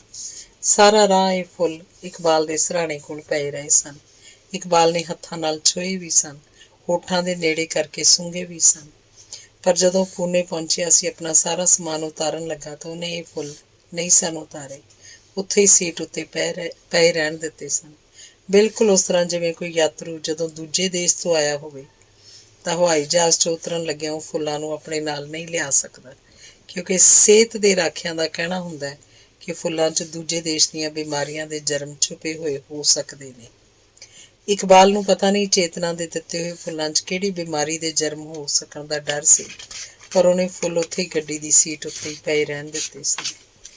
ਇਕਬਾਲ ਕੁਝ ਉਹਨਾਂ ਲੋਕਾਂ ਵਿੱਚੋਂ ਸੀ ਜਿਹੜੇ ਆਪਣੇ ਵਾਕਫਾਂ ਤੇ ਨਾਵਾਕਫਾਂ ਦੀ ਬੈਠਕ 'ਚ ਬਹੁਤ ਘੱਟ ਬੋਲਦੇ, ਅਕਸਰ ਚੁੱਪ ਰਹਿੰਦੇ ਹਨ, ਪਰ ਉਹਨਾਂ ਦੀ ਹੋਂਦ ਆਪਣੇ ਆਪ ਵਿੱਚ ਮਿਕਨਾਤੀਸੀ ਹੁੰਦੀ ਹੈ। ਤੇ ਜਦੋਂ ਇਹੋ ਜਿਹੇ ਲੋਕ ਕਮਰੇ ਵਿੱਚ ਆਉਂਦੇ ਹਨ ਤਾਂ ਕਮਰਾ ਭਰਿਆ ਭਰਿਆ ਜਾਪਦਾ ਹੈ, ਤੇ ਜਦੋਂ ਇਹ ਕਮਰੇ ਵਿੱਚੋਂ ਚਲੇ ਜਾਂਦੇ ਹਨ ਤਾਂ ਕਮਰਾ ਖਾਲੀ ਹੋ ਗਿਆ ਲੱਗਦਾ। ਪਿਛਲੀ ਵਾਰ ਜਦੋਂ ਇਕਬਾਲ ਆਇਆ ਸੀ ਤਾਂ 2 ਵਾਰੀ ਚੇਤਨਾ ਦੇ ਨਾਲ ਚੇਤਨਾ ਦੇ ਦਫ਼ਤਰ ਵੀ ਗਿਆ ਸੀ। ਉੱਥੇ ਚੇਤਨਾ ਨੇ ਇਕਬਾਲ ਨੂੰ ਆਪਣੇ ਨਾਲ ਕੰਮ ਕਰਦੀਆਂ ਕਈ ਕੁੜੀਆਂ ਨਾਲ ਮਿਲਾਇਆ ਸੀ। ਹੁਣ ਉਹ ਤੋਂ ਬਾਅਦ ਉਹ ਕੁੜੀਆਂ ਚੇਤਨਾ ਨੂੰ ਕਈ ਵਾਰ ਇਕਬਾਲ ਬਾਰੇ ਪੁੱਛਦੀਆਂ ਰਹਿੰਦੀਆਂ ਸਨ। ਇੱਕ ਗੱਲ ਕੁਝ ਅਜੀਬ ਹੋਈ ਸੀ ਕਿ ਇੱਕ ਦਿਨ ਚੇਤਨਾ ਦੀਆਂ ਵਾਕਫ ਕੁੜੀਆਂ ਚੇਤਨਾ ਨੂੰ ਤੇ ਇਕਬਾਲ ਨੂੰ ਲੈ ਕੇ ਇੱਕ ਜਾਪਾਨੀ ਹੋਟਲ 'ਚ ਚਾਹ ਪੀਣ ਲਈ ਗਈਆਂ ਸਨ। ਉੱਥੇ ਚਾਹ ਪੀਂਦਿਆਂ ਬਾਲਰੂਮ ਨਾਚ ਸ਼ੁਰੂ ਹੋ ਗਿਆ ਸੀ। ਇੱਕ ਕੁੜੀ ਨੇ ਇਕਬਾਲ ਦਾ ਹੱਥ ਫੜ ਕੇ ਉਹਨੂੰ ਨਾਚ ਦਾ ਸਾਥੀ ਬਣਨ ਵਾਸਤੇ ਆਖਿਆ ਸੀ ਤੇ ਇਕਬਾਲ ਨੇ ਮਨਜ਼ੂਰ ਕਰ ਲਿਆ ਸੀ। ਕਾਇਦੇ ਦੇ ਮੁਤਾਬਕ ਇੱਕ ਨਾਚ ਦੇ ਬਾਅਦ ਇਕਬਾਲ ਨੂੰ ਚਾਹੀਦਾ ਸੀ ਕਿ ਕਿਸੇ ਹੋਰ ਕੁੜੀ ਨੂੰ ਵੀ ਨਾਚ ਵਾਸਤੇ ਆਖਦਾ, ਪਰ ਉਹਨੇ ਕਿਸੇ ਨੂੰ ਕੁਝ ਨਹੀਂ ਸੀ ਆਖਿਆ ਤੇ ਵਾਪਸ ਚੁੱਪਚਾਪ ਬੈਠ ਕੇ ਚਾਹ ਪੀਣ ਲੱਗ ਪਿਆ ਸੀ। ਫਿਰ ਇੱਕ ਕੁੜੀ ਨੇ ਆਪੇ ਜੁਰਤ ਕਰ ਲਈ ਤੇ ਇਕਬਾਲ ਨੂੰ ਨਾਚ ਦਾ ਸਾਥੀ ਬਣਨ ਵਾਸਤੇ ਕਹਿ ਦਿੱਤਾ ਸੀ। ਇਕਬਾਲ ਨੇ ਇਹ ਬੁਲਾਵਾ ਵੀ ਮੰਨ ਲਿਆ ਸੀ ਤੇ ਨਾਚ ਤੋਂ ਬਾਅਦ ਫਿਰ ਚੁੱਪਚਾਪ ਵਾਪਸ ਆਪਣੀ ਕੁਰਸੀ ਤੇ ਬੈਠ ਕੇ ਚਾਹ ਪੀਣ ਲੱਗ ਪਿਆ। ਚੇਤਨਾ ਨੂੰ ਇਹ ਸਭ ਕੁਝ ਅਜੀਬ ਲੱਗ ਸਕਦਾ ਸੀ, ਪਰ ਲੱਗਿਆ ਨਹੀਂ ਸੀ। ਸ਼ਾਇਦ ਉਹਨੇ ਸਮਝ ਲਿਆ ਸੀ ਕਿਸੇ ਵੀ ਕੁੜੀ ਨਾਲ ਸੁਭਾਵਕ ਰੂਪ 'ਚ ਬੋਲਣਾ ਇਕਬਾਲ ਲਈ ਇਸ ਤਰ੍ਹਾਂ ਸੀ ਜਿਵੇਂ ਕਿਸੇ ਤਗੜੇ ਦੇਸ਼ ਨੂੰ ਆਪਣੇ ਛੋਟੇ ਜਿਹੇ ਗੁਆਂਢੀ ਦੇਸ਼ ਨਾਲ ਗੱਲ ਕਰਦਿਆਂ ਕੋਈ ਝਿਜਕ ਨਾ ਹੋਵੇ। ਇਕਬਾਲ ਦੇ ਜਾਣ ਦਾ ਦਿਨ ਜਦੋਂ ਆਇਆ ਤਾਂ ਅੰਮਾ ਉਹਦੇ ਕੱਪੜਿਆਂ ਨੂੰ ਧੋਂਦੀ ਸੁਕਾਉਂਦੀ ਸਾਂਭਦੀ ਪਈ ਸੀ ਤਾਂ ਉਹਨੇ ਇਕਬਾਲ ਦੇ ਗਲ 'ਚ ਪਈ ਹੋਈ ਕਮੀਜ਼ ਦਾ ਕਾਲਰ ਟੋਹ ਕੇ ਉਹਨੂੰ ਆਖਿਆ ਸੀ ਕਿ ਉਹਦੀ ਕਮੀਜ਼ ਬਹੁਤੀ ਸਾਫ਼ ਨਹੀਂ ਸੀ ਤੇ ਜੇ ਉਹ ਥੋੜ੍ਹੀ ਦੇਰ ਲਈ ਗਲੋਂ ਲਾਹ ਕੇ ਉਹ ਕਮੀਜ਼ ਵੀ ਦੇ ਦੇ ਤਾਂ ਅੰਮਾ ਉਹਨੂੰ ਮਿੰਟਾਂ 'ਚ ਧੋ ਕੇ ਸੁਕਾ ਦੇਵੇਗੀ। ਇਕਬਾਲ ਨੇ ਕਮੀਜ਼ ਲਾਹ ਦਿੱਤੀ ਸੀ। ਉਸ ਦਿਨ ਚੇਤਨਾ ਨੇ ਉਹਦੀ ਨੰਗੀ ਪਿੱਠ ਉੱਤੇ ਇੱਕ ਉਹ ਨਿਸ਼ਾਨ ਵੇਖਿਆ ਸੀ ਜਿਹਦਾ ਰੰਗ ਮਾਸ ਦੇ ਰੰਗ ਨਾਲੋਂ ਹਲਕਾ ਜਿਹਾ ਗੂੜਾ ਸੀ। ਇਹ ਨਕਸ਼ਾ ਕਾਹਦਾ ਹੈ ਅੰਮਾ? ਚੇਤਨਾ ਨੇ ਅੰਮਾ ਦੇ ਕੰਨ ਕੋਲ ਹੋ ਕੇ ਹੌਲੀ ਜਿਹੀ ਆਖਿਆ ਸੀ ਤੇ ਇਕਬਾਲ ਦੀ ਪਿੱਠ ਵੱਲ ਉਂਗਲ ਦਾ ਇਸ਼ਾਰਾ ਕੀਤਾ ਸੀ। ਕਿਸਮਤ ਦਾ। ਅੰਮਾ ਨੇ ਗਰਦਨ ਮੋੜ ਕੇ ਜਦੋਂ ਪਿੱਠ ਵੱਲ ਤੱਕਿਆ ਸੀ, ਉਹਦੇ ਕੰਨਾਂ 'ਚ ਪਈਆਂ ਹੋਈਆਂ ਚਾਂਦੀ ਦੀਆਂ ਵਾਲੀਆਂ ਇਸ ਤਰ੍ਹਾਂ ਝੂਮ ਗਈਆਂ ਸਨ ਜਿਵੇਂ ਉਹਨਾਂ ਨੇ ਸਿਰ ਹਿਲਾ ਕੇ ਅੰਮਾ ਦੇ ਕਹੇ ਦੀ ਗਵਾਹੀ ਦਿੱਤੀ ਹੋਵੇ। ਲੋਕ ਕਹਿੰਦੇ ਨੇ ਇਹੋ ਜਿਹੇ ਨਿਸ਼ਾਨ ਬੱਚਿਆਂ ਨੂੰ ਮਾਂ ਬਾਪ ਕੋਲੋਂ ਵਿਰਸੇ 'ਚ ਮਿਲਦੇ ਨੇ। ਇਹ ਇੱਕ ਤਰ੍ਹਾਂ ਦਾ ਸੱਜਰਾ ਹੁੰਦਾ ਹੈ ਕਿਸੇ ਦੇ ਖਾਨਦਾਨ ਦਾ। ਚੇਤਨਾ ਹੱਸਣ ਲੱਗ ਪਈ। ਕੀ ਪਤਾ ਧੀਏ, ਹੋਏਗਾ। ਮੇਰੀ ਪਿੱਠ ਕੋਲੋਂ ਤਾਂ ਇਹਨੇ ਨਹੀਂ ਲਿਆ। ਪੁੱਤਰ ਨੂੰ ਬਹੁਤਾ ਵਿਰਸਾ ਬਾਪ ਕੋਲੋਂ ਮਿਲਦਾ ਹੈ ਸ਼ਾਇਦ। ਕੀ ਪਤਾ ਧੀਏ, ਕਹਿੰਦੇ ਅੰਮਾ ਨੇ ਆਪਣੀ ਜੀਭ ਦੰਦਾਂ ਹੇਠ ਦੇ ਲਈ ਸੀ। ਨਹੀਂ ਤਾਂ ਖਬਰੇ ਉਹਨੇ ਇਹ ਵੀ ਆਖ ਜਾਣਾ ਸੀ, ਮੈਨੂੰ ਕੀ ਪਤਾ ਮੇਰੀ ਇਹ ਭੋਲੀਏ ਧੀਏ, ਮੈਂ ਤਾਂ ਸਿਰਫ ਪੁੱਤਰ ਹੀ ਜੰਮਿਆ, ਇਹਦੇ ਪਿਓ ਦਾ ਮੈਨੂੰ ਕੀ ਪਤਾ। ਮੈਂ ਉਹਦੀ ਪਿੱਠ ਤਾਂ ਕਦੇ ਕੀ ਵੇਖਣੀ ਸੀ, ਮੈਂ ਤਾਂ ਉਹਦਾ ਮੂੰਹ ਵੀ ਨਾ ਵੇਖਿਆ। ਪਰ ਇਹ ਜੋ ਕੁਝ ਅੰਮਾ ਦੇ ਹੋਠਾਂ ਉੱਤੇ ਅੱਖਰ ਬਣ ਕੇ ਨਾ ਆਇਆ, ਉਹਦੀਆਂ ਅੱਖਾਂ 'ਚ ਪਾਣੀ ਬਣ ਕੇ ਆ ਗਿਆ। ਚੇਤਨਾ ਨੂੰ ਸਿਰਫ ਇਹੋ ਪਤਾ ਲੱਗਾ ਕਿ ਉਹਨੇ ਆਪਣੀਆਂ ਮਾਸੂਮ ਜਿਹੀਆਂ ਗੱਲਾਂ ਨਾਲ ਅੰਮਾ ਦੀ ਉਸ ਰਗ ਨੂੰ ਹਿਲਾ ਦਿੱਤਾ ਸੀ ਜਿਹੜੀ ਪਤਾ ਨਹੀਂ ਕਿੰਨੀ ਕੁ ਦੁਖੀ ਹੋਈ ਸੀ। ਚੇਤਨਾ ਨੇ ਇਸ ਦੁਖੀ ਹੋਈ ਰੱਗ ਦੀ ਗੱਲ ਕਦੇ ਨਾ ਛੇੜੀ ਤੇ ਭਾਵੇਂ ਉਮਰ ਲੰਘ ਜਾਂਦੀ ਉਹਨੇ ਕਦੀ ਨਹੀਂ ਸੀ ਛੇੜਨੀ। ਪਰ ਵਰ੍ਹੇ ਪਿੱਛੋਂ ਜਦੋਂ ਇਕਬਾਲ ਮੁੜ ਕੇ ਛੁੱਟੀਆਂ 'ਚ ਆਇਆ ਤਾਂ ਇਕਬਾਲ ਨੇ ਧਿੰਗੋ ਜੋਰੀ ਦੁਖੀ ਹੋਈ ਉਸ ਰੱਗ ਦੀ ਗੱਲ ਛੇੜ ਦਿੱਤੀ। ਗੱਲ ਇਸ ਤਰ੍ਹਾਂ ਹੋਈ ਕਿ ਇਕਬਾਲ ਜਦੋਂ ਆਇਆ ਚੇਤਨਾ ਅੰਮਾ ਦੇ ਨਾਲ ਰਲ ਕੇ ਪਿਛਲੇ ਵਰ੍ਹੇ ਵਾਂਗੂ ਉਹਦੇ ਉਹੀ ਨਿੱਕੇ ਨਿੱਕੇ ਕੰਮ ਕਰਨ ਲੱਗ ਪਈ ਜਿਹੜੇ ਉਹ ਅੱਗੇ ਵੀ ਕਰਦੀ ਹੁੰਦੀ ਸੀ। ਗੱਲ ਕਿਸੇ ਉਚੇਚੇ ਕੰਮ ਤੋਂ ਜਾਂ ਉਚੇਚੇ ਧਿਆਨ ਤੋਂ ਨਹੀਂ ਸੀ ਛਿੜੀ। ਇਹ ਗੱਲ ਜਿਵੇਂ ਸੁੰਗੜ ਕੇ ਪਹਿਲੋਂ ਹੀ ਕਿਤੇ ਇਕਬਾਲ ਦੇ ਹੋਠਾਂ 'ਚ ਬੈਠੀ ਹੋਈ ਸੀ ਜਾਂ ਪਿੱਪੜੀ ਵਾਂਗੂ ਉਹਦੇ ਹੋਠਾਂ 'ਤੇ ਜੰਮੀ ਹੋਈ ਸੀ। ਆਏ ਨੂੰ ਕੁਝ ਦਿਨ ਵੀ ਸ਼ਾਇਦ ਇਸ ਲਈ ਲੰਘ ਗਏ ਸਨ ਕਿ ਉਹਨੂੰ ਗੱਲ ਕਰਨ ਦਾ ਵੇਲਾ ਨਹੀਂ ਸੀ ਲੱਭਾ। ਅੰਮਾ ਦਾ ਪਿੱਛਾ ਪਟਿਆਲੇ ਸੁਣੀਂਦਾ ਸੀ। ਭਾਵੇਂ ਚੇਤਨਾ ਨੂੰ ਜਿੱਥੋਂ ਤੱਕ ਪਤਾ ਸੀ ਅੰਮਾ ਅੱਗੇ ਕਦੇ ਪਟਿਆਲੇ ਨਹੀਂ ਸੀ ਗਈ, ਪਰ ਇਹਨਾਂ ਦਿਨਾਂ 'ਚ ਅੰਮਾ ਨੂੰ ਇੱਕ ਖਤ ਆਇਆ ਸੀ ਕਿ ਉਹਦਾ ਇੱਕੋ ਇੱਕ ਭਰਾ ਮਰਨ ਮਰਾਂਦ ਪਿਆ ਸੀ ਤੇ ਅੰਮਾ ਉਹਦਾ ਮੂੰਹ ਵੇਖਣ ਲਈ ਤੜਪ ਉੱਠੀ ਸੀ। ਅੰਮਾ ਜਦੋਂ ਪਟਿਆਲੇ ਜਾਣ ਲਈ ਤਿਆਰ ਹੋਈ ਤਾਂ ਇਕਬਾਲ ਨੇ ਜਿੱਦ ਬੰਨ੍ਹ ਲਈ ਕਿ ਉਹ ਅੰਮਾ ਨੂੰ ਇਕੱਲਿਆਂ ਨਹੀਂ ਜਾਣ ਦੇਵੇਗਾ। ਪਰ ਅੰਮਾ ਜਿਹਨੇ ਵੱਸ ਲੱਗਦੇ ਕਦੇ ਇਕਬਾਲ ਦੀ ਨਿੱਕੀ ਜਿਹੀ ਗੱਲ ਵੀ ਨਹੀਂ ਸੀ ਮੋੜੀ, ਉਹਦੀ ਜ਼ਿੱਦ ਅਸਲੋਂ ਮੋੜ ਦਿੱਤੀ। ਜੇ ਤੂੰ ਮੇਰੇ ਨਾਲ ਜਾਏਗਾ ਤਾਂ ਮੈਂ ਨਹੀਂ ਜਾਵਾਂਗੀ। ਉਹ ਜਾਣੇ ਮੇਰੀ ਕਿਸਮਤ 'ਚ ਇਸ ਹਯਾਤੀ ਦਾ ਮੇਲ ਨਹੀਂ ਹੋਣਾ ਨਾ ਸੀ। ਮੈਂ ਆਪਣੇ ਭਰਾ ਨੂੰ ਹਸ਼ਰ ਤੋਂ ਬਾਅਦ ਮਿਲ ਲਵਾਂਗੀ। ਇਕਬਾਲ ਨੇ ਜ਼ਿੱਦ ਛੱਡ ਦਿੱਤੀ ਤੇ ਅੰਮਾ ਇਕੱਲੀ ਪਟਿਆਲੇ ਚਲੀ ਗਈ। ਅੰਮਾ ਨੂੰ ਜਦੋਂ ਗੱਡੀ ਚੜ੍ਹਾਇਆ ਚੇਤਨਾ ਵੀ ਇਕਬਾਲ ਦੇ ਨਾਲ ਸਟੇਸ਼ਨ ਉੱਤੇ ਗਈ ਸੀ।